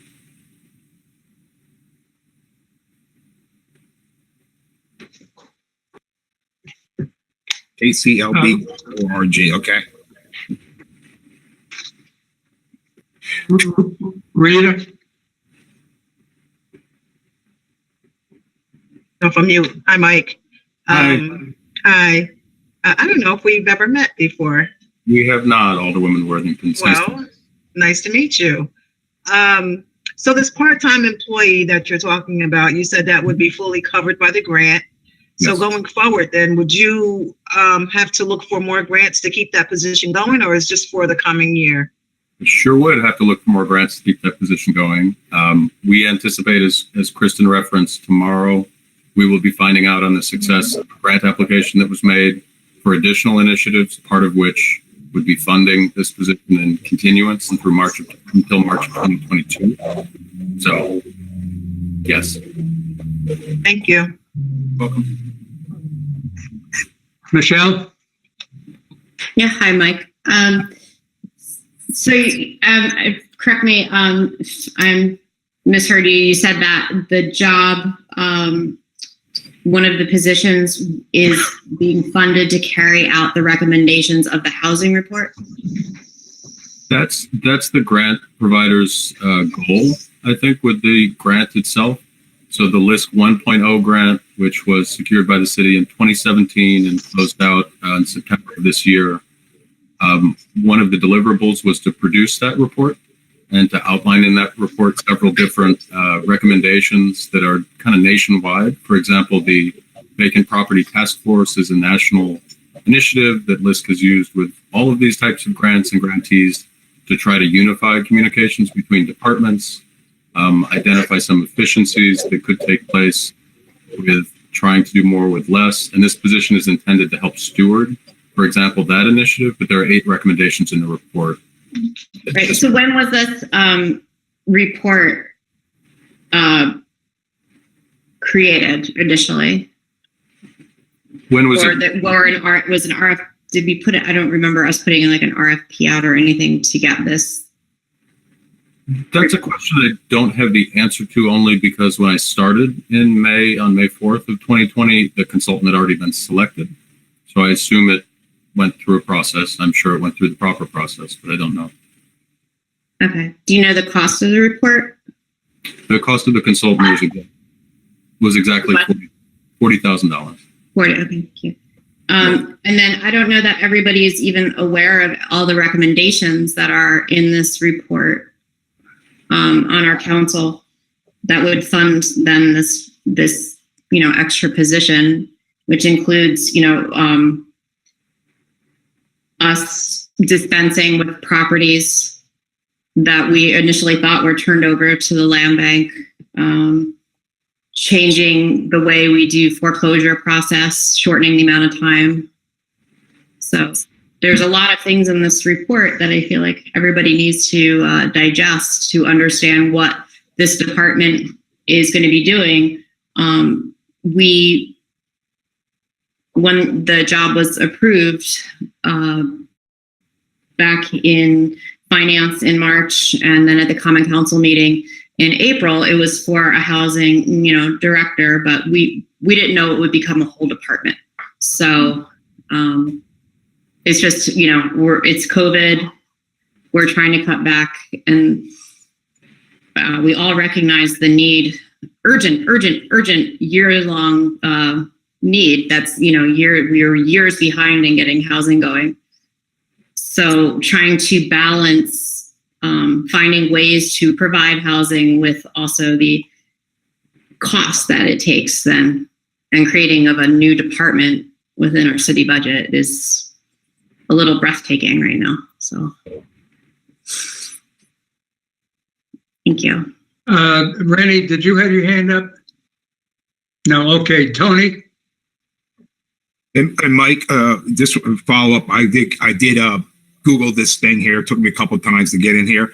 But the initiative still is for these properties that go to first-time home buyers and low income and families. Is that still the initiative? Yes, sir. Absolutely. 100% affordable housing for properties that go through the land bank, particularly right now, single-family homes. So no developers can just come in and scoop up this property. The mission of the Kingston City Land Bank is to provide affordable housing. There may be various ways in which we have to get creative on the funding side, but the output of the Kingston City Land Bank is affordable housing.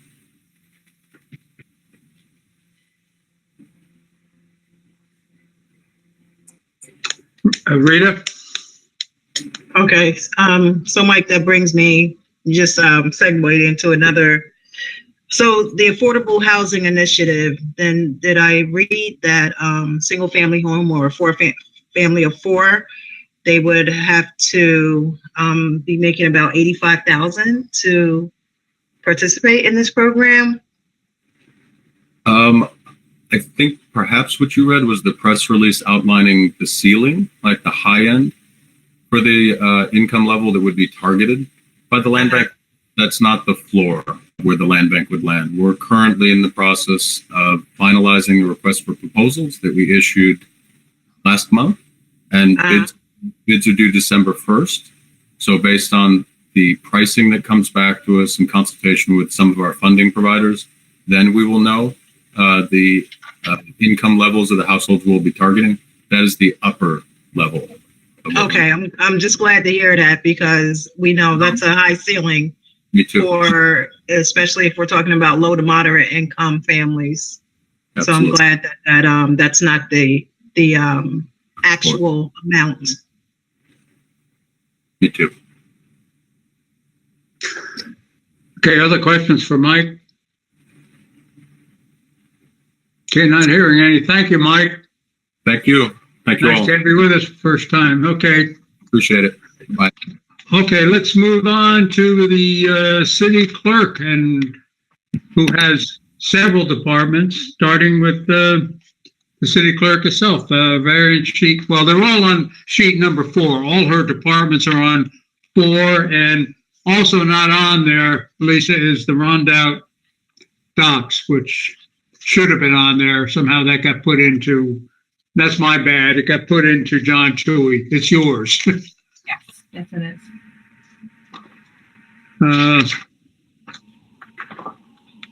So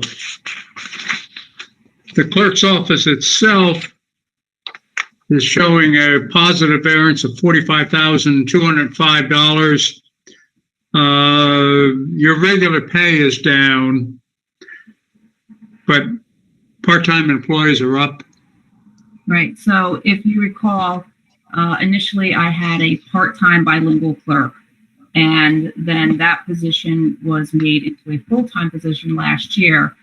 However, she never actually became full-time. She was taking classes, and so she stayed part-time and then decided to go back to school full-time. So she actually left my office at the end of August to go back to college, even though it was virtual. It was the time frame that she needed to be in class to not work the hours of City Hall.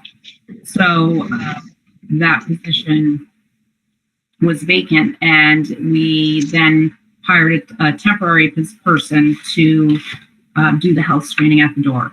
So for this budget, the position was put back in, but it's back down to a part-time bilingual clerk, again, for the purpose of trying to keep the budget down. We can get by in my office with that position being part-time. Right now, with really nobody in the office in that position and that person down at the door, it's been difficult. So fortunately, the women in my office have been very accommodating, and we don't take lunches, because if one of them take a lunch, then I have to be, they both take a lunch, then I'm in that part of the office for 2 hours of the day while we were open to the public. So up until recently, no one was taking lunch, and we were then leaving early. It's now, we're open to the public 10 to 2, as you know, but it's been difficult. So we really do need to have another person back in the office part-time. So that's what you see there.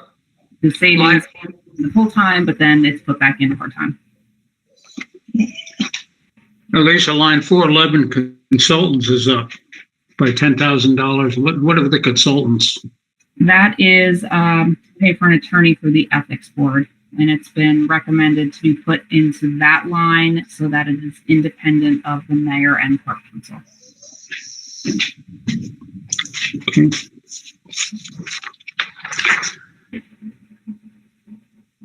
That's all the question I have on the city clerk itself. Tony? I didn't hear. What was the 411 again for Elise? That is for an attorney for the ethics board.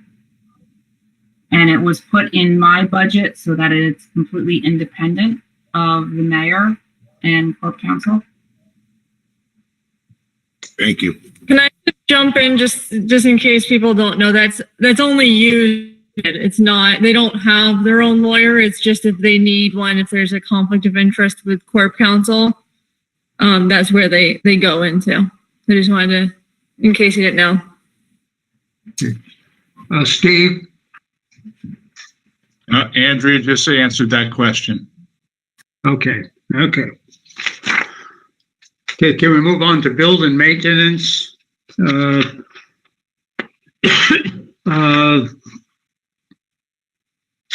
We see a positive variance there of $45,230. Expenses. Let's see, the expenses down $45,230. lot of contracted expenses down. You want to walk through that? Help us understand. There's lots of changes in building maintenance. No, we're just really only doing what is necessary to keep the building running. And we do count on DPW a lot to come up and help with things if our cleaner's not able to do something.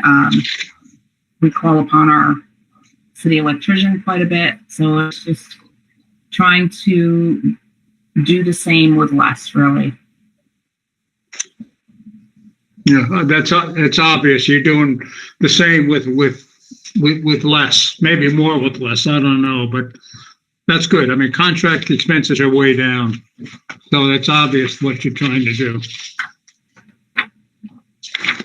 Questions on building maintenance?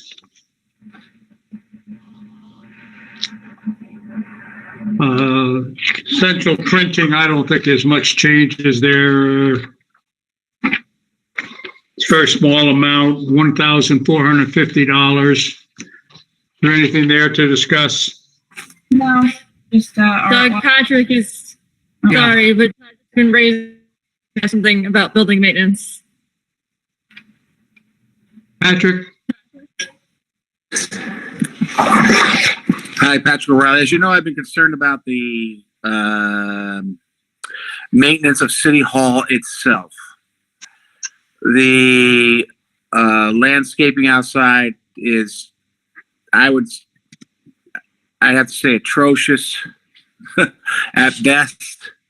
We have many ceremonies there for the veterans and others. I think they even hold wedding ceremonies out there.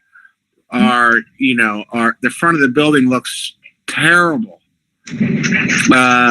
Is there a line item for a little bit of landscaping maintenance I know, at least you've been working on it. I know you have, but I just want to bring it up. That's all, because it needs to be addressed. Thank you. Yeah, we don't have any money that's in my budget for landscaping. We do have, we've had several times where different employees at City Hall have volunteered and have gone outside with me, and we have done some cleaning up around the area. Mike, who is our daytime cleaner, he does what he can. But he's also, all this summer, we have a lot of protocols in place for double cleanings that have to happen throughout every day. We have to log that. So he's been pretty busy doing that. DPW does come up and they mow and they weed whack and they clean up the area. Again, everyone is trying to do more or the same with less. So that's about it. I hear you. But it's not getting done. And the City Hall is a reflection on the city. And, I can't imagine somebody coming into our town, a developer or somebody who wants to do a big project in our town and walks up those front steps and looks and sees that, our City Hall in the condition of the landscaping, and they just must cringe on their way up the steps. And it's no reflection on you at all. I know it's been this way before you even came. I know that. I'm just saying this is something we need to address. That's all. Thank you very much.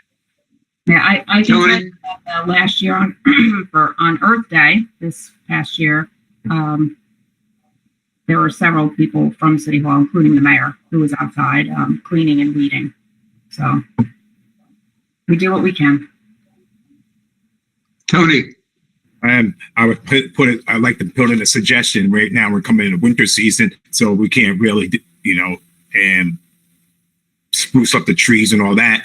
But I would suggest that come springtime, that be a cleanup for the Common Council, and maybe we can take that on. And it doesn't have to always be Earth Day for us to get together on a Saturday and stuff to spruce up the around the City Hall. And so, I would volunteer myself to, to do that. So we're helping I out. already put it on our to-do list, Tony, and I nod everybody who nodded their heads too. So I will come back around in April. All righty. Okay, let's move to unallocated insurance, page 47 in the budget book. A big positive change here of $125,387. Can you walk us through that, please, Elisa? Well, we had to pay a consultant last year, or this year, I should say, the $25,000, which we don't have to do for this coming budget. But then, as far as workman's comp, that has nothing to do with me. That's set by the county. The county sends us what our bill will be. So that's no reflection of anything that I've done. Mm-hmm. Okay, so it's mainly those two pieces. Mm-hmm. You're saying the workman comp 435 is something that we do not control? Correct. Yep. I contact the county and they tell us what they expect to bill. Okay.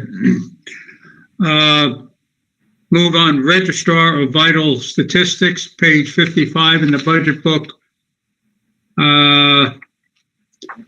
Hardly any change. $405 favorable. There's lots of small stuff up and down. Anybody have any questions there?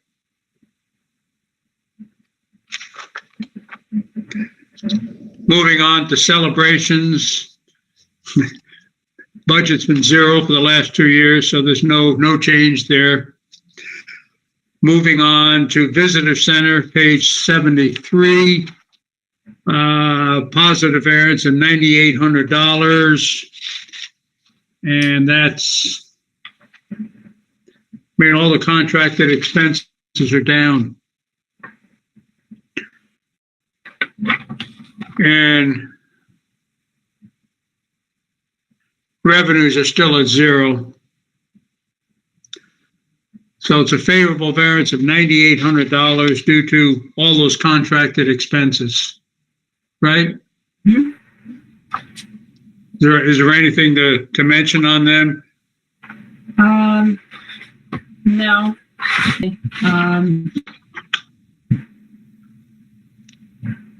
Special events. Small change, favorable $929. A lot of small stuff percolating through the line items, but nothing major, culminating in a net change of positive $929. Switching to Rondout Docks, got to go to another sheet on that, page 26. But there's a change there, a positive $2,295, mostly in electricity.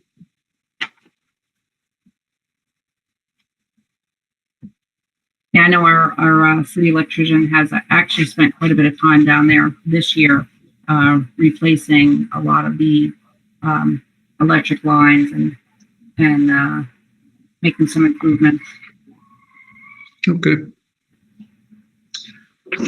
I think that's it. Doug. Yeah, sorry, Tony. Yep. All right. So yeah, I would like to commend the electrician and having a dock down there, and at the beginning of the season, and I was getting a lot of inquiries about, and as the season went on, the improvement on the docks with the electricity was 360 turnaround. So I want to commend the electrician for getting down there and making the improvements to the city docks. And actually, I know DPW did a lot of work on the docks as well. Right, and DPW coming down there, cleaning up the weeds and making sure the garbage was out, and especially with this COVID and people coming to visit outside the city. And I got a chance to talk to a lot of people, and and inquire why they, chose Kingston and to have it look beautiful down there for the most part, and the garbage picked up, and really commend the city of Kingston. So I want to send a big shout out to all those who were involved down there.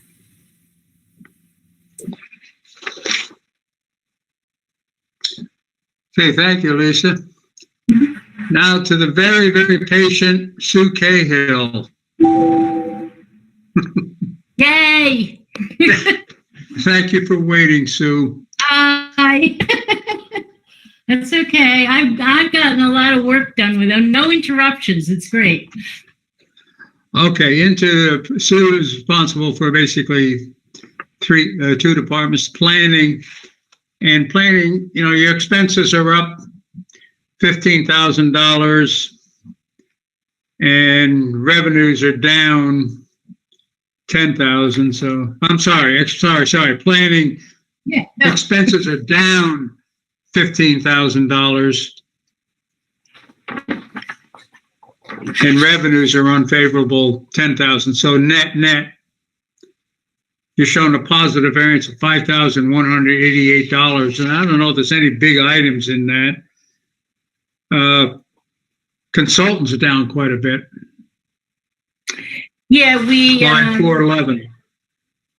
Right. We did reduce the consultants. That's a line. It's used for a variety of things. We've used it for required stenographic services when we need to have public hearings. We need to have their services at public hearings, or if we've got transcripts that need to be recordings that need to be transcribed. We've used it for that for court cases. We also use that when we are reviewing projects in front of the planning board. There is a feature in the city code that allows us to hire a consultant to assist the planning board, and those costs can be charged back. A percentage of those costs can be charged back to the developer, but we have to put the money out first, and then we would collect it as a reimbursement cost. So we have that in there. And then there's just, some funding, obviously not this year, but in a couple of years, I'm going to be looking to do an upgrade of the comprehensive plan. When we adopted that in 2016, we said that we were going to take a look and revisit it every 5 years, which is pretty much protocol for any comprehensive plan under state law. And what we would like to do, I would have put it in for this year, but given the economic situation, I did not. So in all likelihood, I'll be looking at that to just revisit the comprehensive plan and do updates. We have been looking at it in piecemeal features, like you just recently did the open space plan. But I think overall, we want to take a real hard look at that again and see where we're at, and move forward on just updating it if we may. That's really what it is. We brought it down because we don't see, the need at this point, for much more than the 10. If I do need it's coming in, I will be back and ask for budget amendment. But if the larger projects come in, they will be projects that will have an offset of a revenue because the cost would be reimbursed by the developer. Okay. Okay, so I think I understand the favorable variance in expenses. On the revenue side, line 2684, developer reimbursement. What is that? That's just what I was describing. That the developer, we have to have a revenue line. If we do charge back at the cost of a consultant to a developer, we have to have a revenue line in the budget to put that revenue into when it gets paid back, and that's the checks and balances there. Okay. Okay. Questions for Sue on planning, Patrick. Mr. O'Reilly, hi, Sue. My question is: we've heard a lot tonight that departments are overwhelmed. Is your department overwhelmed, Sue? Do you need more help Do you need more employees? Do you need more time? We're dealing with what we have. We're doing what we have to. I think it would be nice to have our part-time person brought to a full-time level. I'll be honest with you. Because we do have also the Heritage Area Commission and the Landmarks Preservation Commission under this department. And there's a lot of work that goes into those reviews as well. And that person is a part-time person. So our other staff we all work together. We support each other. If someone needs help, we certainly will help them as we step in. But that would be the only real immediate need, I would say, that would be of assistance to us at this time. That's so good to hear, Sue. Now, Sue, could you imagine yourself like getting help from maybe Summer or Addie or someone else who doesn't have the same grade? Is there jobs that they could do in your department that maybe help your department out? What I'm thinking of, in the big scheme of things, is I'm thinking we need to use the people that we have at City Hall to help every department. Every department needs help. Summer has helped us out with certain things, with helping, press releases and things like that. She also helps, upload all of our meeting videos and transcripts. So kind of takes that off of our shoulders. I think if I needed them, they certainly would be willing to help for different things, but ours has a little bit different kind of expertise than what they're currently doing. I understand that. But I guess, you know what? We all have to, it's a tough time. Our expertise, we got to try to reach out. We got to try to even become better and even, help out everybody.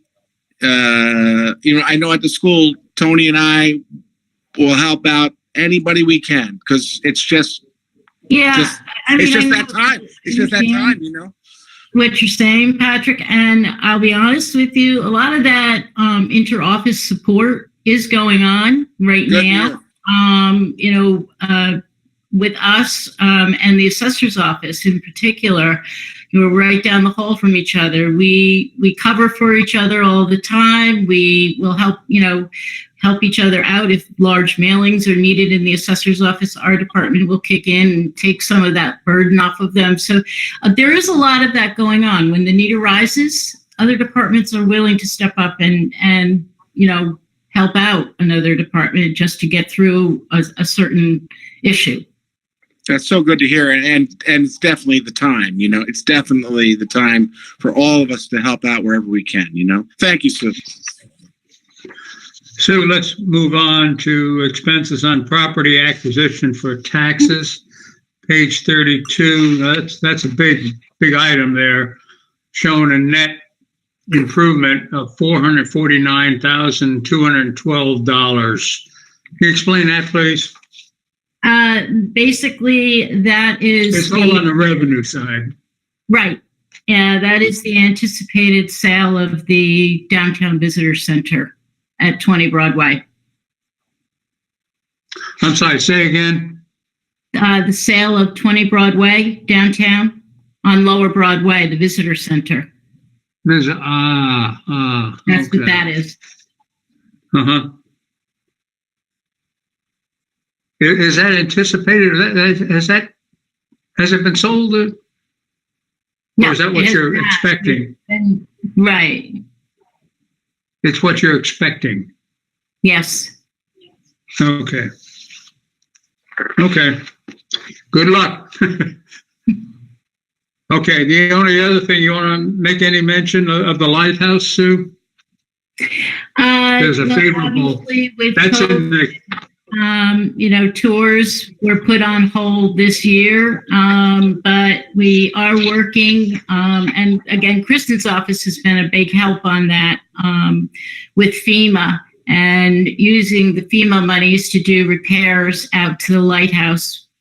So that's why there is not a lot of the funds have been cut back on that because they're federal funds that we're going to be coming in to use for upgrades and repairs necessary out there.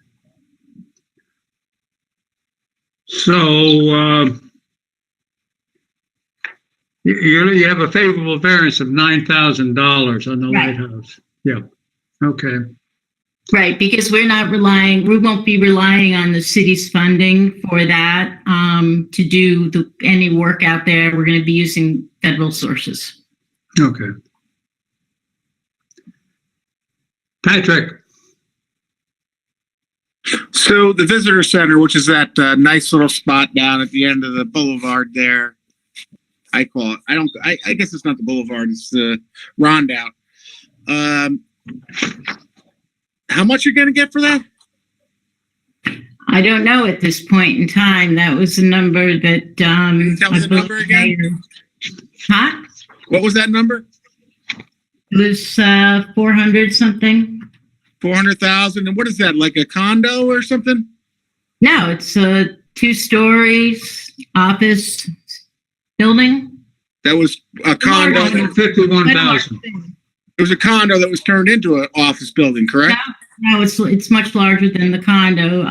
It's the entire visitor center where they have all the they have the displays on the lower floor and the upper floor. There's public restrooms in there. Upper floor has office and conference. What kind of business do you expect to go in there? I know you don't know, but what would you expect? It hasn't gone up on the market yet. We haven't done that. We're right now doing our due diligence up front. All right. Well, what about another visitor center? Where would you put that? I believe we're looking at coordinating with the Maritime or possibly another entity in Uptown. Huh. And was that a successful visitor center? I mean, why are you getting rid of it? Well, the county's been operating it. The city no longer operates it. The county is operating the visitor center down there for us. And you just own the building? Mm-hmm. The city owns the building. So we're just going to sell it and then get the money? Yeah. And then we may or may not put another visitor center in? I don't know the plan for that. Well, that's strange. And, because, I use visitor centers sometimes when I go to towns that are historic or I think visitor center is pretty important. You don't have to have a big one, but they're pretty important for people who are lost or like me, just trying to, find my way through a town. It's interesting that we're selling. That's a lot of money. 450,000 sounds like actually that will offset the price of the Jack in the Box there. John Tui? I'm trying to remember which question I was going to respond to. I in terms of Patrick, your question on whether or not there would be a replacement visitor center, I'll defer to the mayor, but I know he's had some conversations with some other groups who may be willing to host some sort of visitor center type activities for us. Oh, that's sad. And what about offsetting the price for the Jack in the Box there, John? And you know what I'm talking about. What do you mean? No, you're too young. I'm sorry. The Planet Wings. No, yeah. Planet Wings. No, I think that part's coincidental because that item has no effect on our budget. The 450 number was based on consultation with. There was an internal working group who looked at the assessed value of the property, what comparable properties were selling for. The 450, based on the information we received, is probably a conservative estimate for what that property could sell for. Once again, based on the market environment at the time. So, I mean, once again, the Common Council ultimately would have to decide whether or not it wants to sell this building. And of course, it reserves the right to take it out of the budget and make any changes to the budget it'd like to do.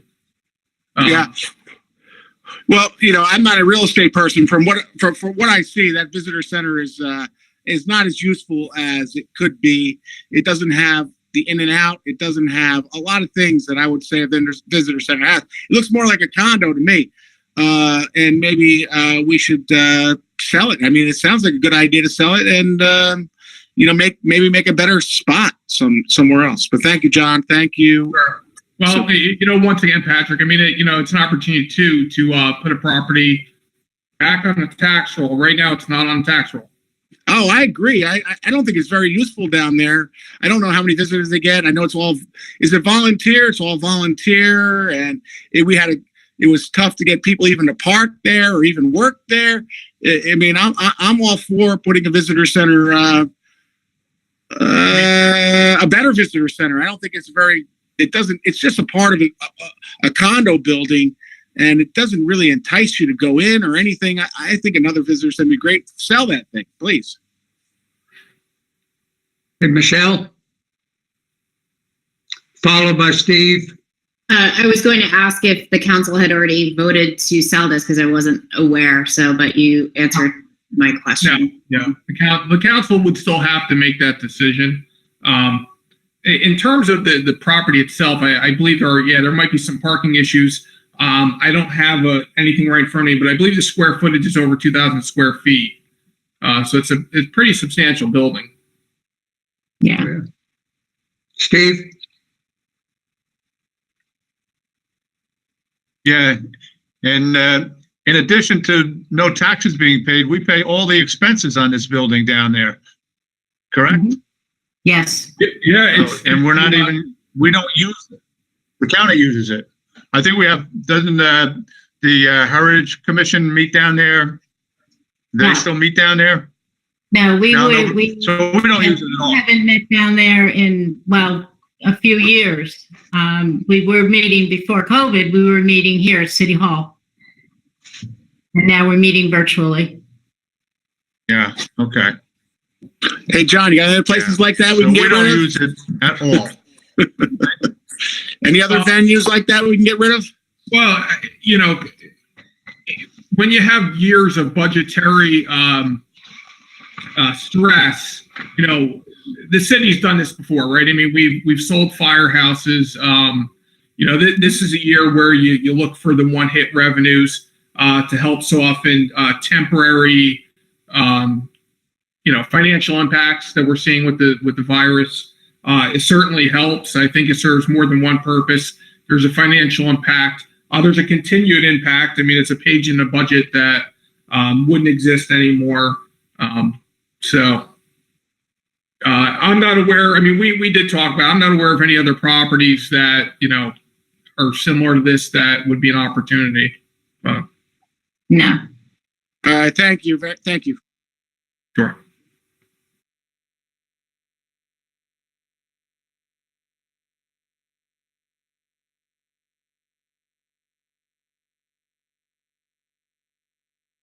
Doug, you're muted. Yep.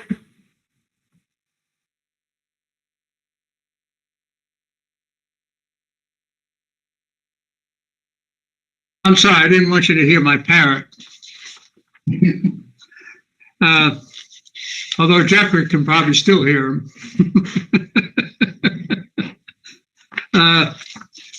Page 5 for the Common Council. Okay, I'm done. Page 5, Common Council. Yeah. Oh, yeah. Thank you, Sue. You are, and thank you for your endurance and patience. But Okay. good budget. Okay, let's move to sheet 5, Common Council. Very small change. Positive $1,965. It's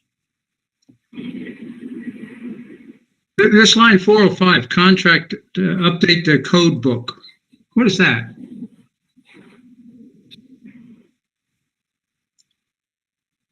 Line 405? Anybody know? The code book is actually in my budget, Doug, the clerk budget, to Lisa. So every time you make a change, we have to contact the code to tell them of the change. So every time you pass an ordinance or change the code, it costs money. So we have to have that updated monthly. Every month, they have to get all the information, and they have to process that. So that's what the code book is. Okay. All So right. let's pass fewer laws and we'll save some money. Yeah. Don't change anything. Save money. All right. The only thing I said, retirement changes, unfavorable. I think I don't know if there's a whole lot there to talk about, is there? Yes. Andrea? Yeah, so I would like to suggest that council explores options for this body, the Common Council, to have our own council, whether it's a line just to be able to have the opportunity to hire our own lawyers. I believe that for good government to exist, the different branches must have a separation of power. Not even just my belief, that is the reason for the different branches.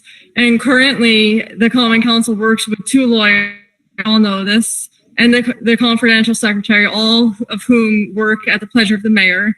On top of that, the city is for the pleasure of the mayor, so we don't have that separation of power.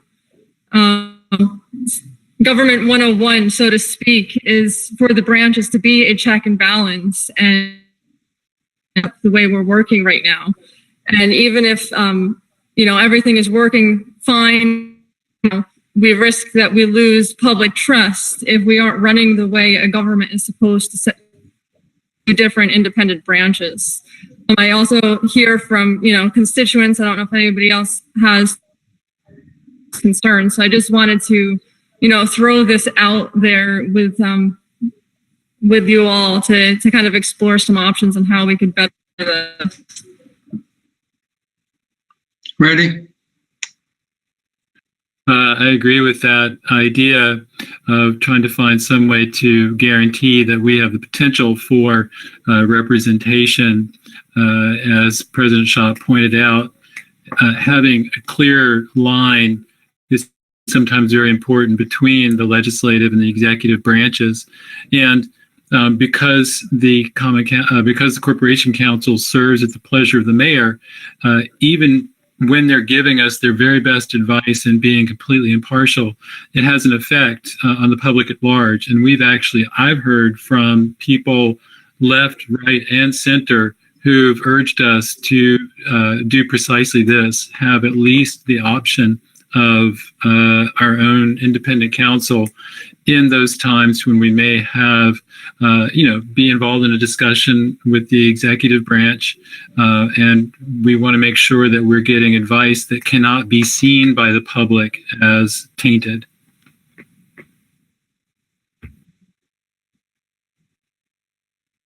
Other comments? Andrea, are you proposing to add a line item to this? Yeah, I really believe that council should have counsel in some way. So, I have some, really just wanted to hear from others, whether it's adding a line and it's, hiring a part-time to come to all our meetings, maybe share responsibilities for some of the boards and commissions, that we just, put aside 10,000, 30,000 for each. I know the Common Council has done in the past. I think maybe 5 or 6 years ago, they have done. Just wanted to kind of get some feedback and then we could discuss ideas. Jeffrey? Yes, this is something that, this is Jeffrey Ventura-Morel. This is something that I've been talking to specifically with Matt Dunn, former Ward 1 alderman and former majority leader. And he's always said that this is something that he worked very hard when he was on the council to institute. And at some point since, but it's something him and other people, other past council members have always encouraged that we talk about bringing back.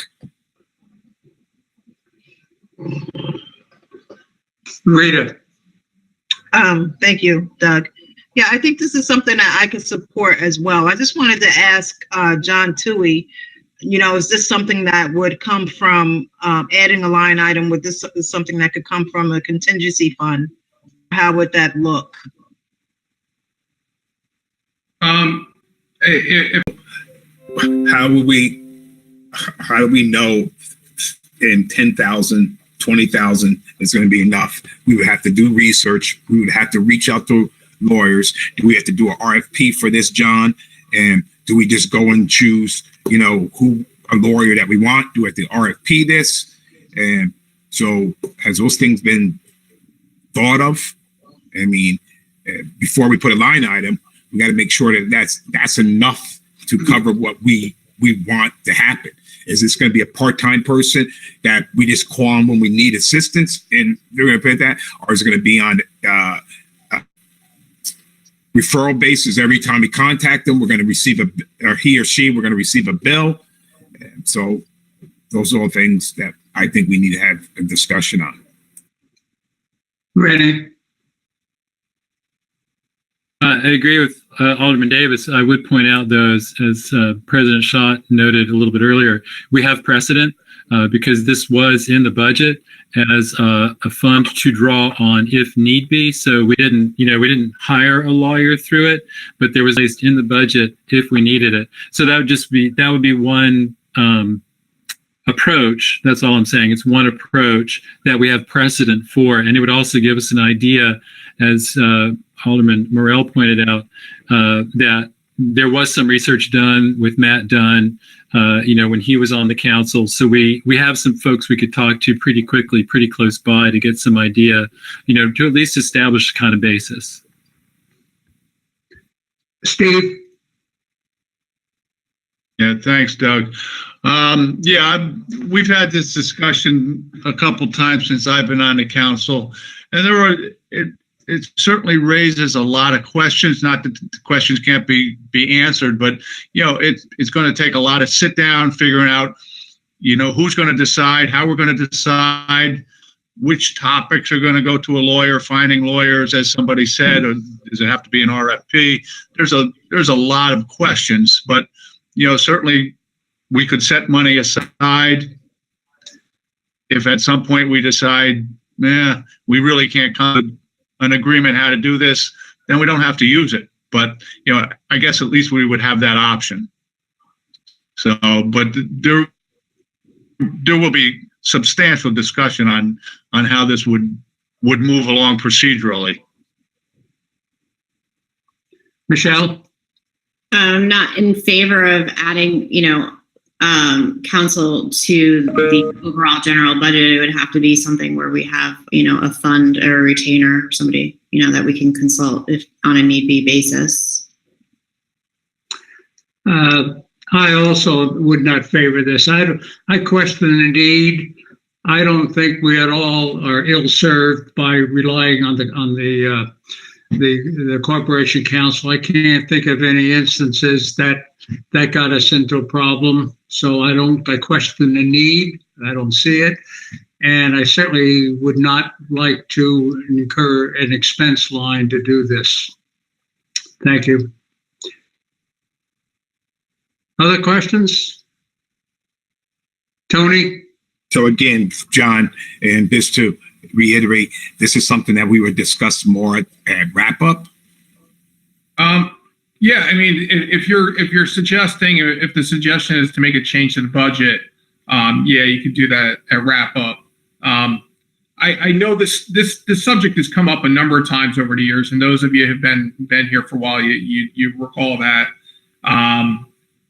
The only question that you really want to drill into, Rennie, you mentioned talking to Matt Dunn, and Jeff, you did as well. The question that I've never heard an answer on is, budgetarily you can make the change, but how do you access that money, and how does the procurement happen, and the payment of the vouchers, all that kind of stuff? How does that happen if there is a need to hire an attorney? And I don't know that I personally don't have that answer, but I think it is something that has to be looked into. Ready? I'm sure that there are other common councils, other city councils that have this. So I don't imagine there's going to be a lot of trouble finding models to look at and get a sense of what's possible. You know, I'm happy to do some research before the 23rd if you so I could bring that to you all.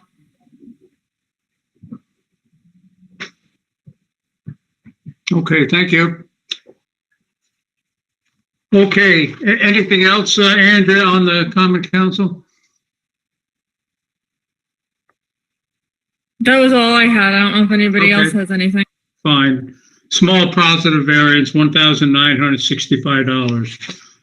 Okay, the remaining items are in related to those departments managed by the controller, John. And there are a number of them. 1, 2, 3, almost about 10 of them. So let's walk through them, I guess. Page 3, central purchasing. I don't see a whole lot there. Central purchasing shows a positive variance of $1,811. Mainly cutting contract expenses. Yeah, I mean, Doug, just the common theme for the departments that I oversee, I try to go through and cut wherever we could. The contractual expenses are generally down unless somehow they're tied to a revenue source or something that's contractual that we couldn't cut.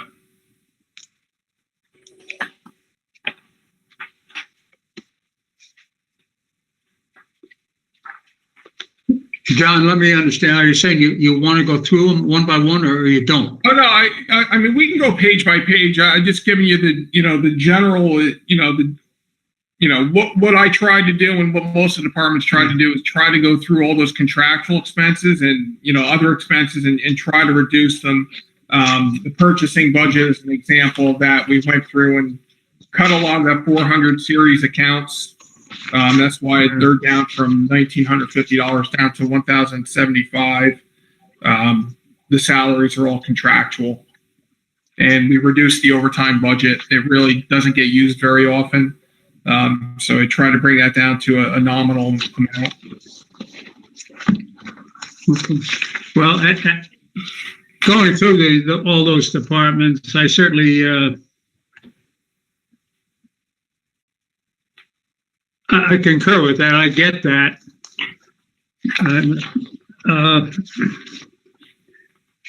But central purchasing, there's very little change. There's very little change in the mayor. I think we can whisk through these rather quickly and see if there are any exceptions. We're talking, well, there is a big one in the mayor's office. Positive variance of $33,449, of which a big item is line 411 consultants and line 821 hospital and medical. Those are the two big pieces. What are we're going to zero in consultants. The original budget last year for the mayor's office had a zero budget, and it's zero again next year. The hospital medical is just a function of what plans are on. There's a change in personnel in that office. What change in personnel is there? Lindsay was there last year. Who? Lindsay was the secretary last year. Ah, okay, gotcha. Mm-hmm. Okay.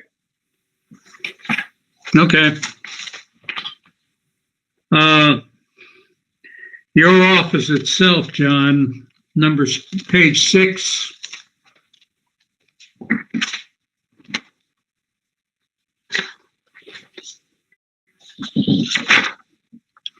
Well, of course, you get into these are the big revenue line items. Your total expense change is a positive $10,300.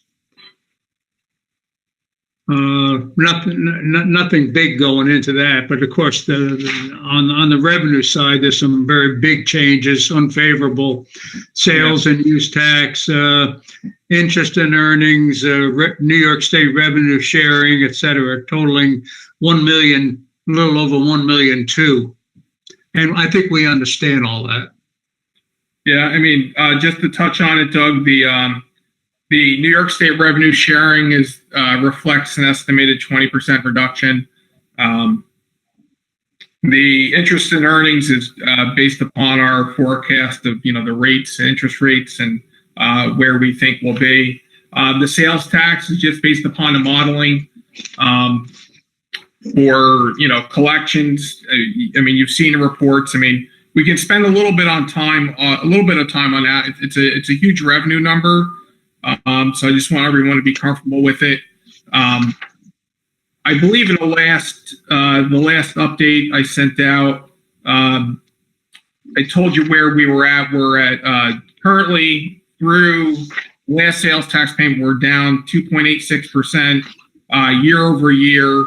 The budget for next year would be the $13,865,000 is potentially equal to or lower than what we may even get this year. It would represent a 5% reduction from the gross amounts that we received in 2019.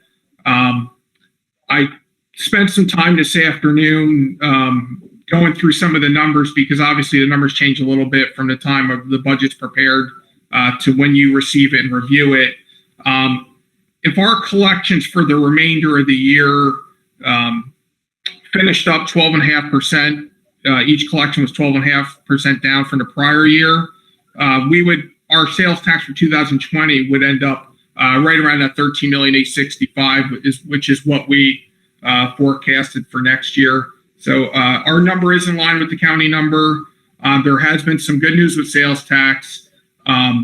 The third quarter collections across the state were generally strong, particularly with upstate counties. Our collections are actually up 7% over the prior year for just the third quarter. So we were up in the first quarter, we were down in the second quarter when this community kind of hit rock bottom with the virus. We've rebounded again in the third quarter. Really haven't seen anything fourth quarter yet, so the jury's out on that one.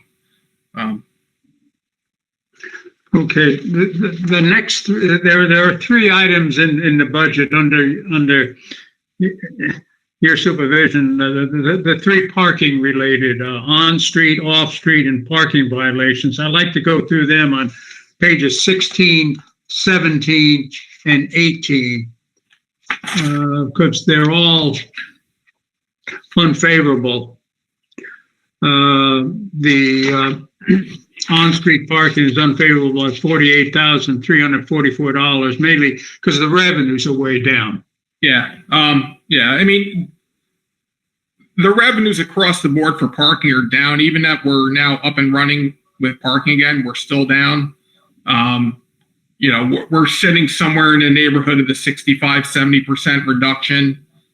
Even right now that we're back up and running, we're still seeing volume issues with parking, both on the street and in the lots. Because the lots just opened up on Columbus Day for paid parking, it's tough to get a great read on volume there, but the volume in the lots tend to follow the volume in the streets. But as of right now, we're down a good amount, and so next year it anticipates and considers the virus extending through the winter months. With the pickup in the late spring, summer, hopefully getting back to somewhat of a normal environment later in the year. If that's the case, then we should be able to hit budget. If the virus turns everything upside down again, obviously we won't. But that's so these are all these parking things: on street, off street, parking violations. Yeah. The revenues are all a reflection of the virus extending deep into next year. What it considers is the virus extending in through the winter, with some improvement during the year, and middle to late next year getting back to normal. And with an overall, depending on the particular revenue source, there's three main ones. There's on-street meters, there's off-street, the kiosks, and there's the permits, and there's also the tickets. And that really considers all those are in the 65 to 75% range year over year. I say year over year, a reduction from what the actual collections were for 2019, not necessarily what was budgeted. Okay. All right. Any questions? Yes, Tony? Tony? Hey, John, in 3320 on-street parking. Yeah. Can you explain what's the overtime for? The overtime is for snow emergencies. That's the primary source of the overtime. And periodically, we also help Public Works when they are doing street cleaning. Sometimes they'll ask us to come out in the morning and write tickets so they can get the streets cleared. But most of it's snow emergency. All righty. Thank you. Sure. The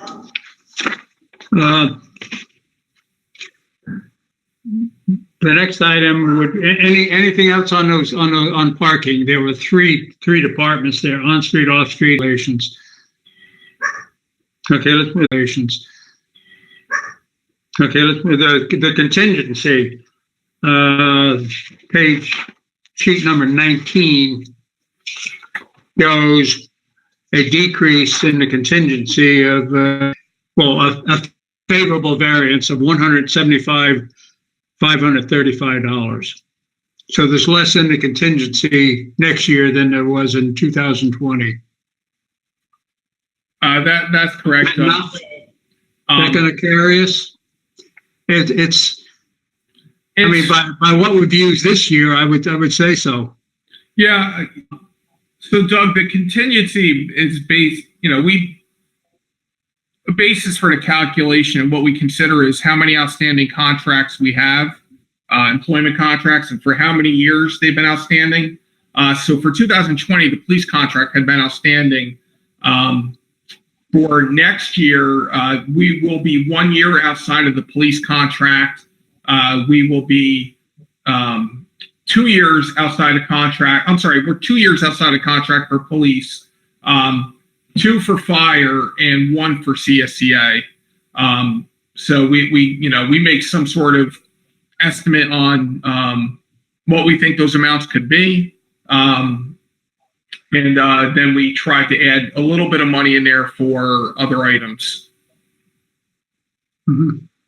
Okay, questions on contingency?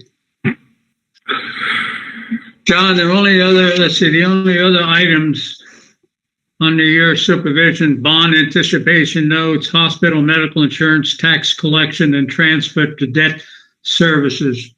Okay. I don't know that we need to go through all them. Yeah, I mean, we can, or if you have any questions, you let me know. I just want to make a general statement just on our budget. I supervise a number of employees throughout, in a number of different departments. I did want to let you know, we are going to be down one position next year that we did through attrition. We did some restructuring, and we're absorbing the loss of one body in my office. So, and we try to play our part in trying to, be mindful of the budget.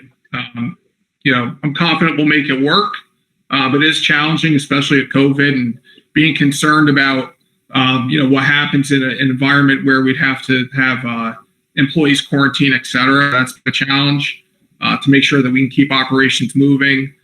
We've had to consider a satellite office in the event that, we'd have to move operations. But we're our payroll clerk retired, and we've reshifted and reallocated some duties. So we will be down one body next year. Okay. Hey, Doug,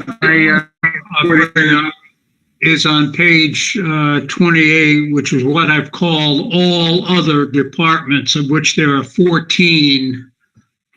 totaling a favorable variance of 65,739. Just to give you a flavor, these departments are budget, auditor, Cobra insurance, dental insurance, heritage arch division, historian, installment purchase debt, judgment and claims, landmarks commission, municipal association dues, tax advertising, transfer to risk retention, and unemployment insurance. Most of these are very small, but there are 3 or 4 that stand out. Installment purchase debt, favorable by $48,519. That's the installment purchase debt is a fancy way of saying leases. And that lease is a lease that I believe was a 15-year lease, but it came off the schedule for next year. That actually predates my time here, but that's what that is. Judgments and claims, favorable by 75,000. And just get to that page in the book. Page 49. Doug, can I jump in for a second? Just because Patrick isn't on camera, but he wanted to say something. He just texted me. Can you call on Patrick when you have a... I'm sorry, what's your question? Patrick to say something. Call on Patrick. And Patrick. Hi, Doug. Okay. Okay, yeah, Patrick. Can you hear me? Yeah. I'm sorry, my phone went dead. You know, I'm using my phone because I have my family. I'm going from room to room. You see me. It's terrible, I know. And I'm sorry for that. But I would like to say something to talk about what Andrea said about the council. I know it's not appropriate now, but my camera's not working. I just want to let you know that I would like to say something about council before we leave. Okay, I'm talking about the lawyer. Okay. I'm talking about the lawyer. Thank you. When you have time, Doug. I know it's not appropriate now. Go ahead. We can backtrack. Go ahead. Okay, great. What's your comment? All right, thanks. Patrick O'Reilly talking. Legal counsel for for us legislators, right? For us people who make laws is so critical. And I'm looking at my screen. I don't see Dan Gartenstein here or Kevin here, but I can tell you, the more I'm with these people and talk to these people, the more I trust them that they're doing the right thing. These guys are doing the right thing. There's no doubt about it in my mind. They're nice people who are trying to do the right thing for the city. That's not the point. The point is that the Common Council needs, and I knew this the day I stepped on the council, we need our own access to unbiased information. I don't think any one of us would disagree. I suggest, without disrupting any monies, no change in fees or monies, that we make Dan Gartenstein, who's been vital and knows the city law better than anybody that I've talked to, Dan Gartenstein, I say we change the line and put his salary under the Common Council and Kevin under the Mayor's Council, so that Dan Gartenstein would be our official representative and our person to go to for legal advice. We wouldn't have to fire anybody. We wouldn't have to let anybody go. John wouldn't have to change the budget. Everything would stay the same. I think we all agree that Dan Gartenstein would do a stellar job of representing the council. And Kevin could continue doing his stellar job of working for these guys. Are nice guys. They care about the city. They care about the people. They're doing a great job. I'm saying the council needs representation. Not that these guys aren't doing it, because they are. I mean, I don't feel that I'm being misrepresented at all by them, but I feel it is a true separation of government. It's not about who we like or who we don't like or who has power, who doesn't have power. It's about the separation of government. And we, as legislatures, as people who make laws, we don't have any real person we can go to besides Dan and Kevin, who are doing a wonderful job. We don't have anybody we can go to and truly talk to them without any bias. So I think it's important that we do have that. And I'm asking John too. John, I know I'm not saying these these lawyers would want to do it, but would it be possible for us to take the amount of money we spend on Dan Gartenstein, who's very knowledgeable, to put him under the Common Council payroll?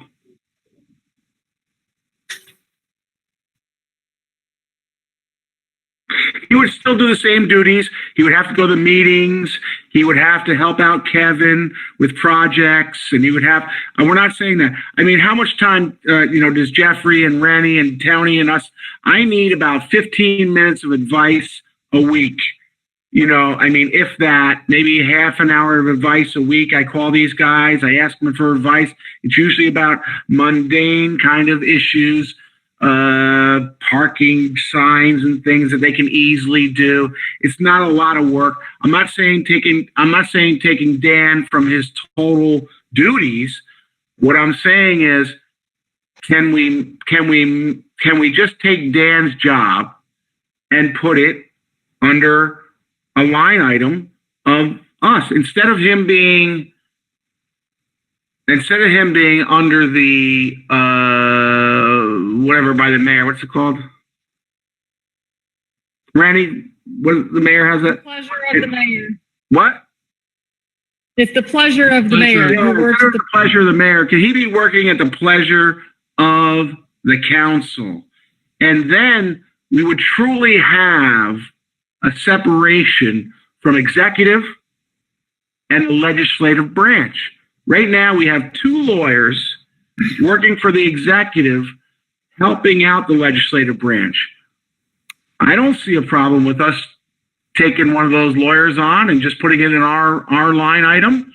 And then Dan could do all the jobs. I'm not saying take him away from Kevin. He could help Kevin with all the things he needs to help Kevin with. We don't need that much time for a lawyer. We might need 8 hours a week. That's about it. Maybe Rennie can help me out with that one. But we might need 8 hours a week or 5 hours a week of a lawyer. And Kevin may need more, but we could still have him under our line item. Is that possible, John? John, you're muted. Sorry. I'm not sure, though, Patrick, if that's accomplishing what you were looking for. I mean, or what the sentiment was, right? I heard comments about having an attorney that would be independent, right, and would report to the council. I would assume there's going to be some civil service issues that I really can't speak to. I mean, from the budgetary standpoint, that could all be worked out, but I'm just not sure if it's accomplishing, because from a time management standpoint, I mean, you mentioned that maybe the council would only need, 5-10 hours a week, whatever that number is. So the rest of the time he would be reporting to the mayor and be, he would be under Kevin's council, Kevin. That's probably something for deliberation with, your fellow council members, whether or not that's really something you're going to accomplish that way. I was going to say something else, but you already covered it, is that, keep in mind that Dan does a lot of work, I would think, expressly for the city. He adjudicates all the parking appeals, all the tickets that we issue that are appealed. Dan adjudicates all of them. I know he does a lot of work for the city and the mayor. I'm not that would have to be explored a little bit more, Patrick. I'm not sure how feasible that is. Probably something that can be bounced off of civil service or perhaps Kevin Bryant himself. From a budgetary standpoint, it's that the budgetary move is not complicated, but I'm not sure from a civil service standpoint of having split management. So your department could do that, John? You could split Dan like 10 hours for us and... we can split anyone in the budget any way we want. It's a question of whether or not it's proper from a civil service standpoint. And, Is Dan a civil service employee? He falls under, he is covered in the management handbook that the council adopted. So he's in there. Those are better questions for Jackie DeSico. I don't want to say the wrong thing.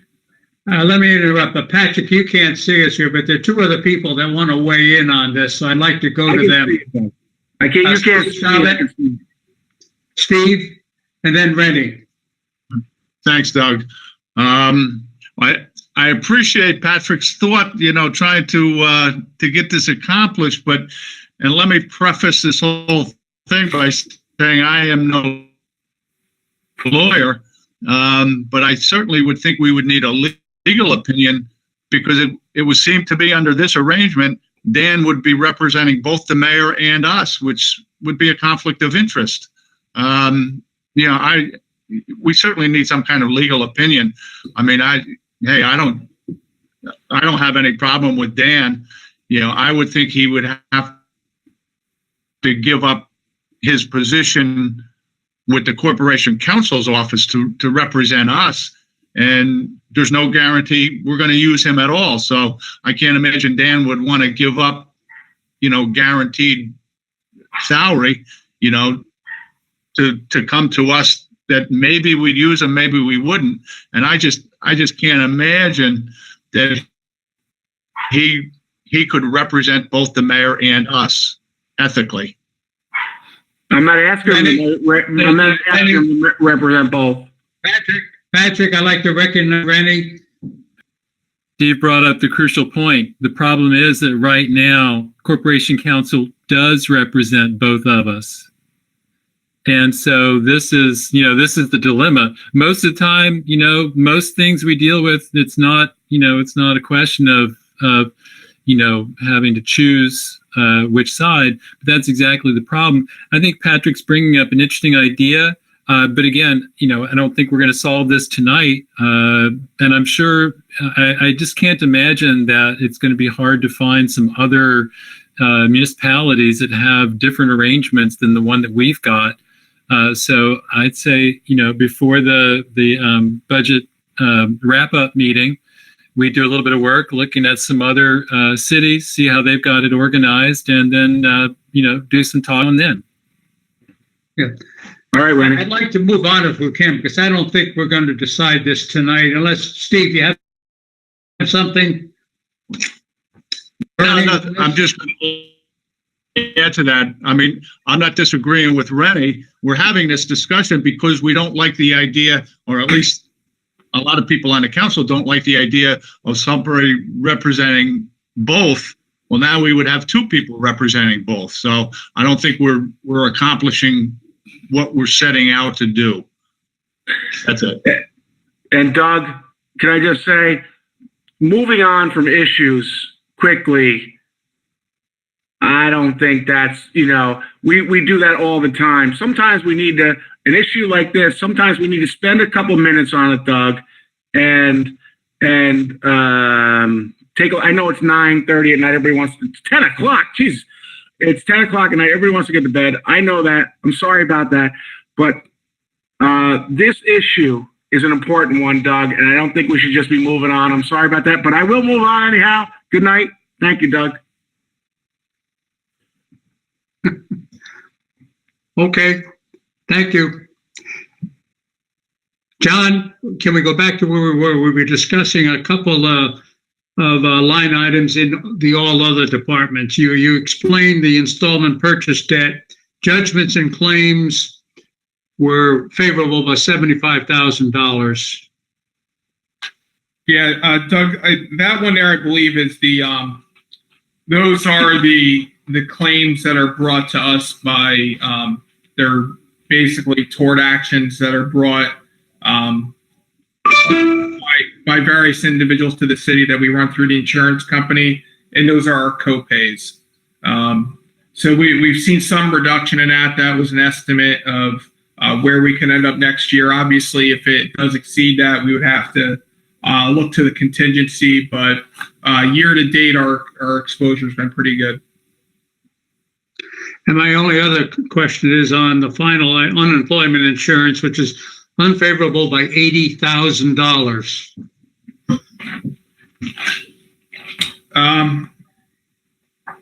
Yeah, let me pull that out.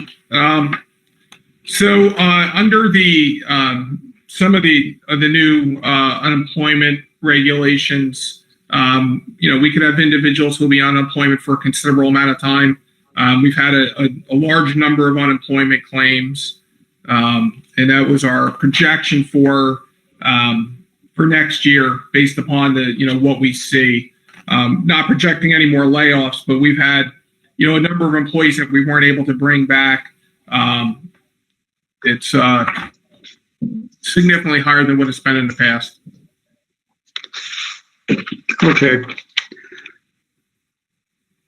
Okay, we've been through all the departments, all the sub-departments. Again, I'll just mention, as I did at the outset, the total variance throughout all the city hall departments are an unfavorable $50,740.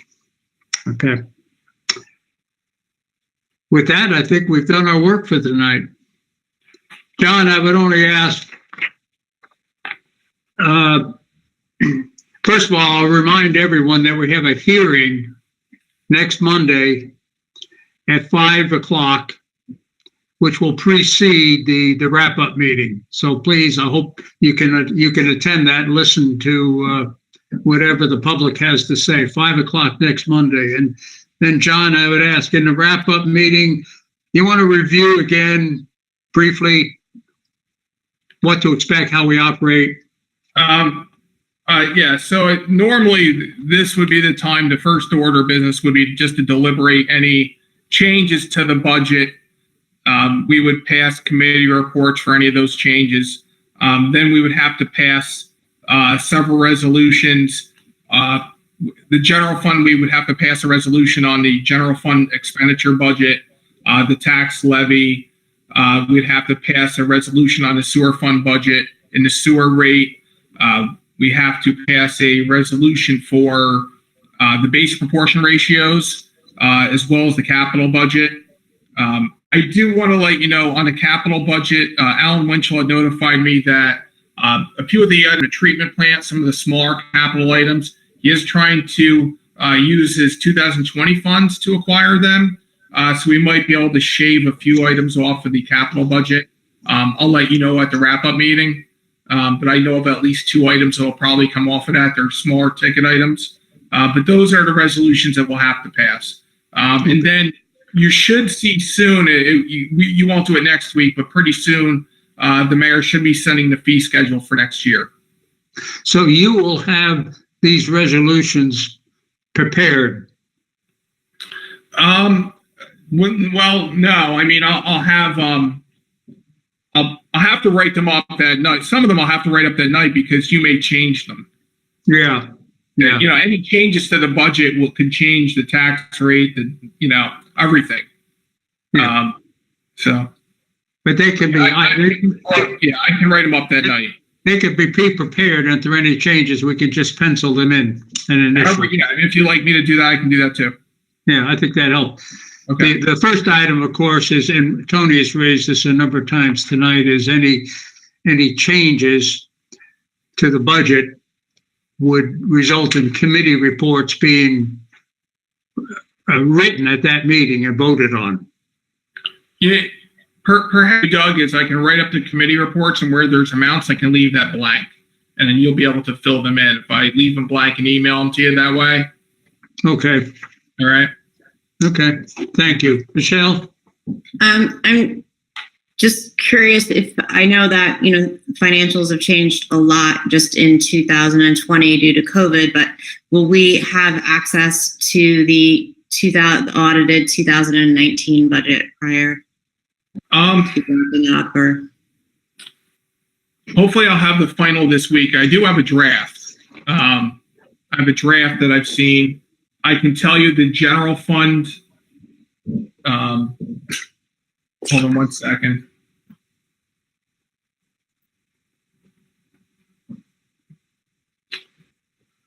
Give me one moment. I'm sorry. I'm just trying to open something up. There was one change in the general fund. If you're curious about the fund balance, the general fund balance will be very similar to what we had. What is on the update you get every month. They made one journal entry, and I'm just pulling up the amount right now. It was related to the Deet Stadium merger, takeover, whatever you want to call that. Just give me 1 second here. The general fund balance should be $41,824 more than what's been previously reported. And why is that? It's just a journal entry, Doug, just an adjustment. Every year when the auditors come in, they do the audit. They may make a change to a payable or receivable, something that they find as they're going through their audit. Okay. So it's just, we'll have to book it on our internal financials when they're done. But yeah, so the number that's on that report I give you each month, it'll be 41,824 higher. Okay, fine. But then it goes through the whole budget, like line by line for the departments, and then what ended up being actual, or just. No, it's really summary level. It's GASB, Governmental Accounting Standards Board Yellow Book audit. It gives like a balance sheet, revenue statement, all of that. It really it wouldn't break down. It doesn't have the level of detail that our budget has, or even that our state report would have. But it would give you fund balance. Like if you look, there is a page that breaks down the financials on a fund by fund basis, and you'll see like the sewer fund, they made a net of no adjustments. The fund balance will be the same number. The general fund's $41,000 and change higher, etc. Okay, thank you. Sure. Thank you for tonight. Sorry, Doug, I know you're trying to get out of here. But, No. Go ahead, Rita. So just to be clear, John, so at the wrap-up meeting, so each capital improvement ask for the individual departments, we will have committee reports for them at that time, and then should we want to change them, we would be able to do that. Well, typically for the capital fund, there would just be one resolution for the entire capital project list. I would think that if the council decides with the straw vote that they want to remove certain items, typically we wouldn't. I don't know that we've ever done that by a committee report. You would just strike those items, and we would do a committee report for a lesser amount. I mean, okay. The council always retains the bond or not bond, authorized bonding. So the original request was for $1,379,500. I mentioned there's two items that I believe are coming off the treatment plant list, possibly a third item. There's two items for $10,000 that I believe are coming off. And Alan's looking, there's also a belt press item for $35,000. 35, yeah. Well, but the council can strike any other items and then pass a resolution for the balance. Okay. Rennie, did you have a question, Rennie? No? Okay, I just have Michelle? one more. What is our bonding rate then now, and what? What is our bonding rate? Our rating? Let me pull that up. It was AA minus. They put a negative. We're a AA negative or AA minus, and just going to pull it up right now. With they put a negative outlook on all governmental issuers, but with S&P we're AA minus, which is in the high quality investment grade category. So of 3, 6, 9, 12, 15, of 19 rating categories, we're the 4th highest. Okay. And then what would our percentage to borrow at be at with right now? Like what is the percentage to borrow at? Right now, well, when we go to, there's a large difference between short-term and long-term rates. Our short-term rates are in the 1% plus range right now. I can tell you what our last one was.